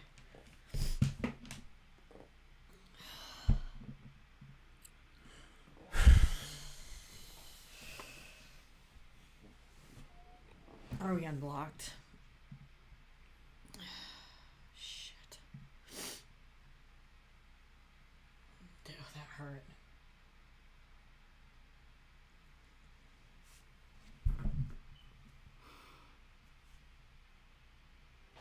I thought because she kept looking out at the water that they were like on a trip.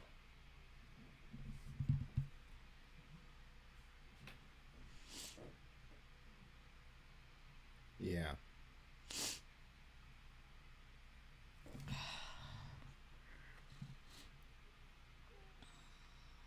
I mean, yeah.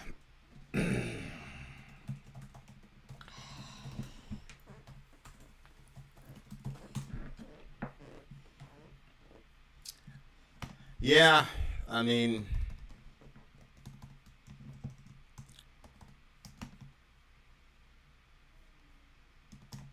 she lost her whole damn family in that scenario. See, the thing is,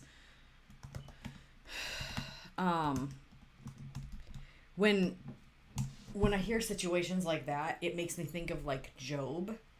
And that was one of the things that like always troubled me about the story of Job, was that he lost all of his kids, and he still had his wife. But he lost all his kids, and he lost everything. Mm-hmm. And, you know, like God gave him back twice as much, you know, he got 10 times fold everything. Tenfold back, you know, but we're back. But like the fact that he lost his kids, because there's no like, if you lose your kids, you can have more kids, yes, and those kids will bring new joys, but what you lost, you know, is not replaceable. And but I guess that's the whole wonder in his answer when he says that before he knew God just like from the hearing of the ears, but now his eye sees him. And so from that experience, he gained something that was supernatural, you know, according to Job. Well, according to what was written about Job. But that's still like, because I'm not in his situation or his experience, I can't even sit in the thought of that. Like watching her going around the house and like setting the table, and you know, there's a lot of like busyness in our house because we have so many kids. But the idea if even one of them was not there anymore, it would leave such a hole. And that's just,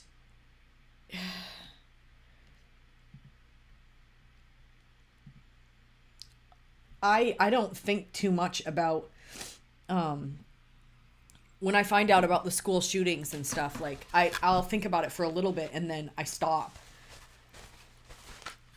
Absolutely stop thinking about it because it's so painful.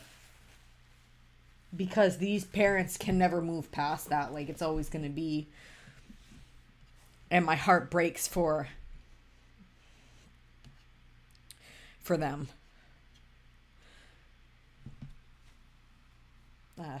Man.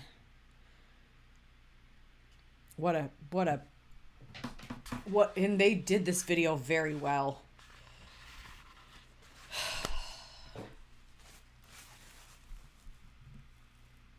Oh, man. What do I do with the children's clothes? Such tiny things that still smell of them. And the footprints in the hallway. Ugh.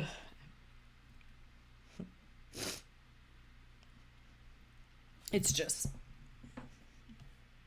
you know, like sometimes when the kids are, you know, they're all doing their thing. They're at, you know, maybe the kids are with their mom and, you know, Sayla's with her dad and the babies are in bed and I'll see like an article of clothing or like the baby's like little shoes and it like makes me sad even though everybody's okay because I think, oh my gosh, like what if I was seeing these little shoes and I know that's really like dark, but it's still something that I think, oh, I'm so glad like they're going to wake up from their naps and their little feet are going to go back in their shoes and they're going to go be naughty outside, you know. But God.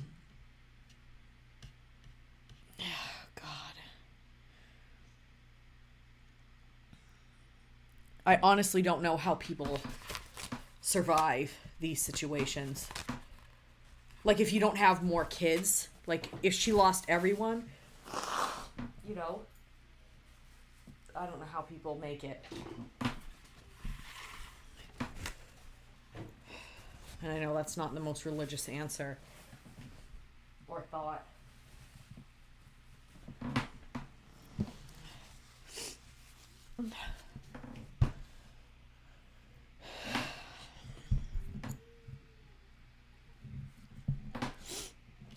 Yeah, I mean,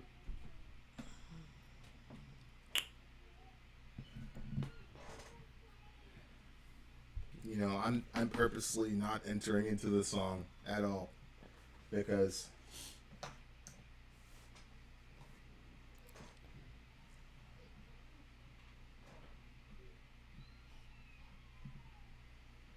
so tired of seeing people cry over this shit, man. So tired of seeing parents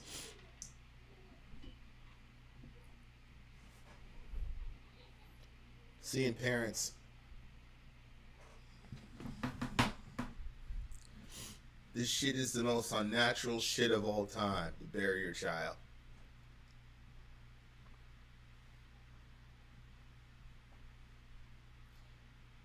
And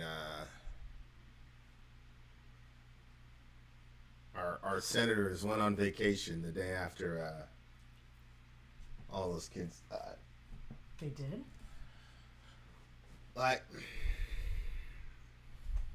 jeez, I'm not really gonna spend a lot of time on the song. You know, like everybody knows where we are with life and valuing the lives of children, and like you dedicate your life to fighting for kids, and then you hear like, oh, Roe versus Wade, and you're hopeful, and you're like, maybe we'll be a more compassionate country, and once people see that babies are cool, like, we'll be a more compassionate country. And then a week later, fucking 19 kids get blown away, man. And it's just, it's disheartening, man. It's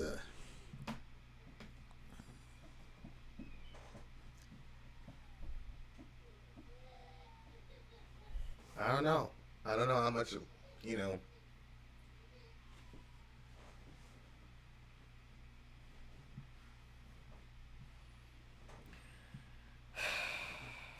I've seen a lot of shit in my life, man. I really have, but this shit is the worst.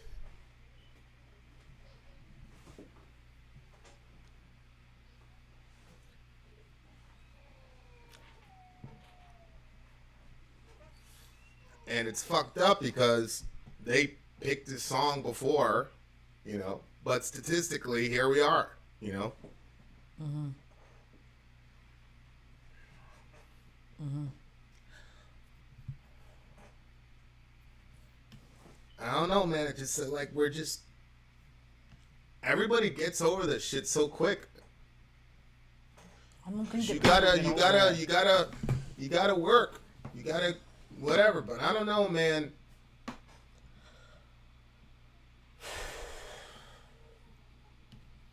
You know, I the reason I'm saying that is because, you know, part of shooting Middle America is looking at what's trending, and inflation is trending.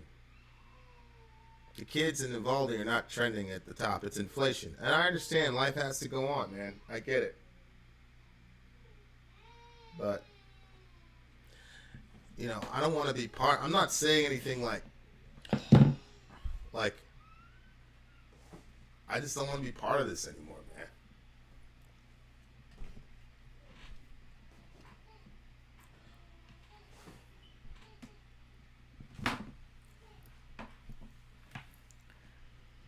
Anyway.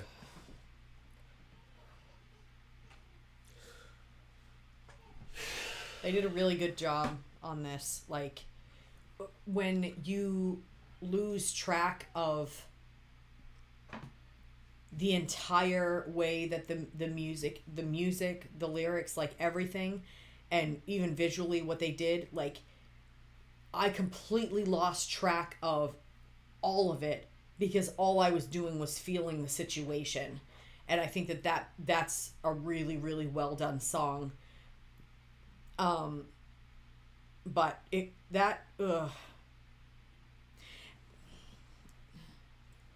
think that, like, a couple things, obviously there's the really, really sad part of the song, and then there's this is it pales so much in comparison to the pain of the meaning of the song.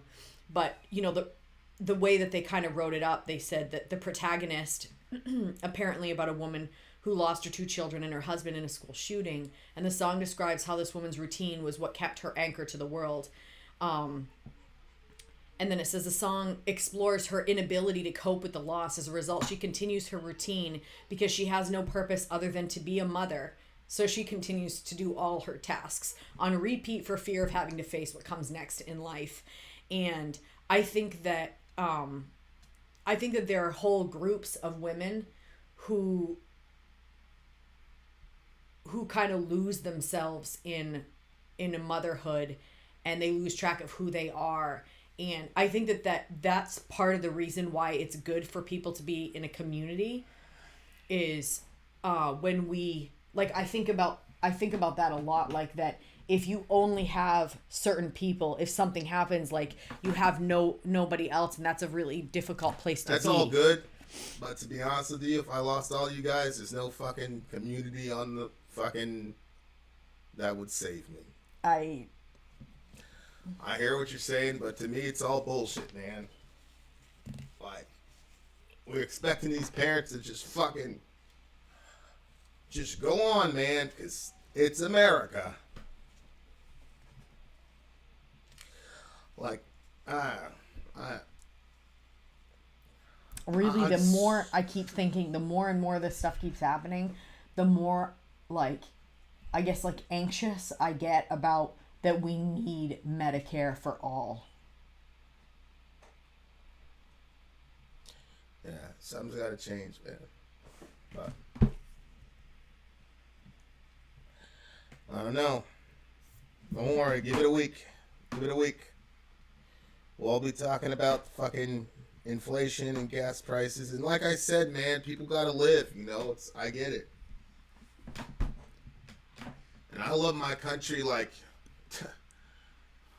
you wouldn't believe. But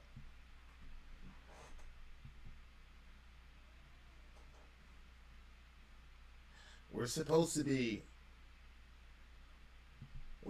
setting the world up for these kids. Like, what good are we? You can't defend these kids, man. I don't know.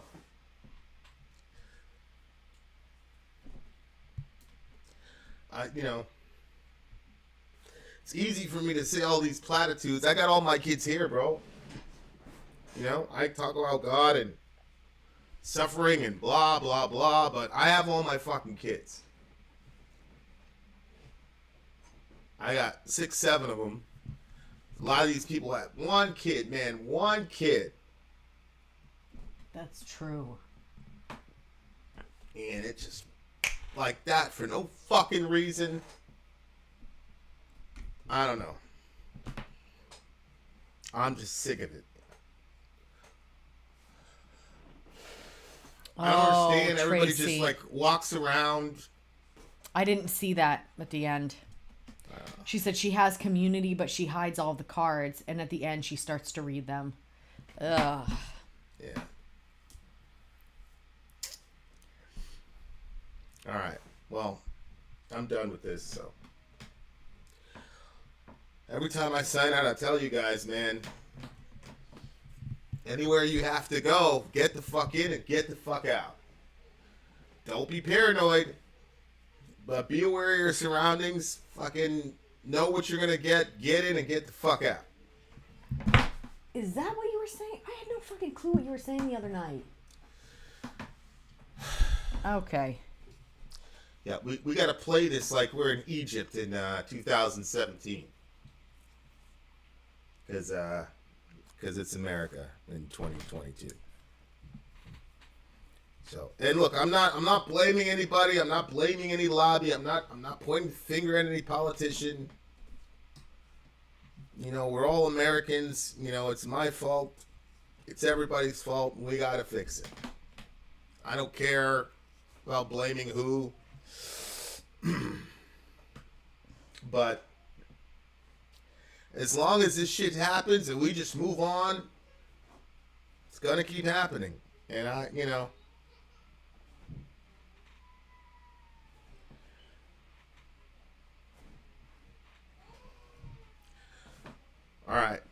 All right, guys. Take care of each other. Be good to everybody as much as you can. Count, obviously. I genuinely love you all. So stay safe. Thank you guys for the stream. Obviously, look, we don't edit this stuff out. We don't, whatever, because it's about the human experience, and there's fun times when you talk about drinking beer and getting drunk and being irresponsible, and there are other times when, this is all of life and you can't hide from it. It is what it is. So I understand it makes people uncomfortable. I get that, but that's the reason we're as raw as possible about shit, because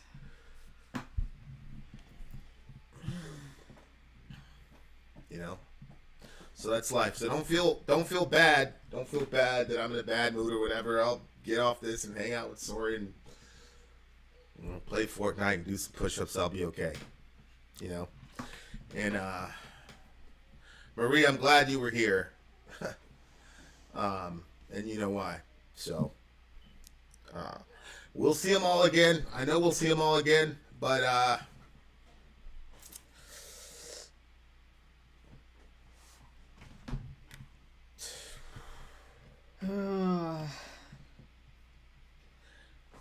it's hard to know that like I'm here, they're not here. I've lived my life, I've had great experiences, like if I could have traded places with those kids, I would have.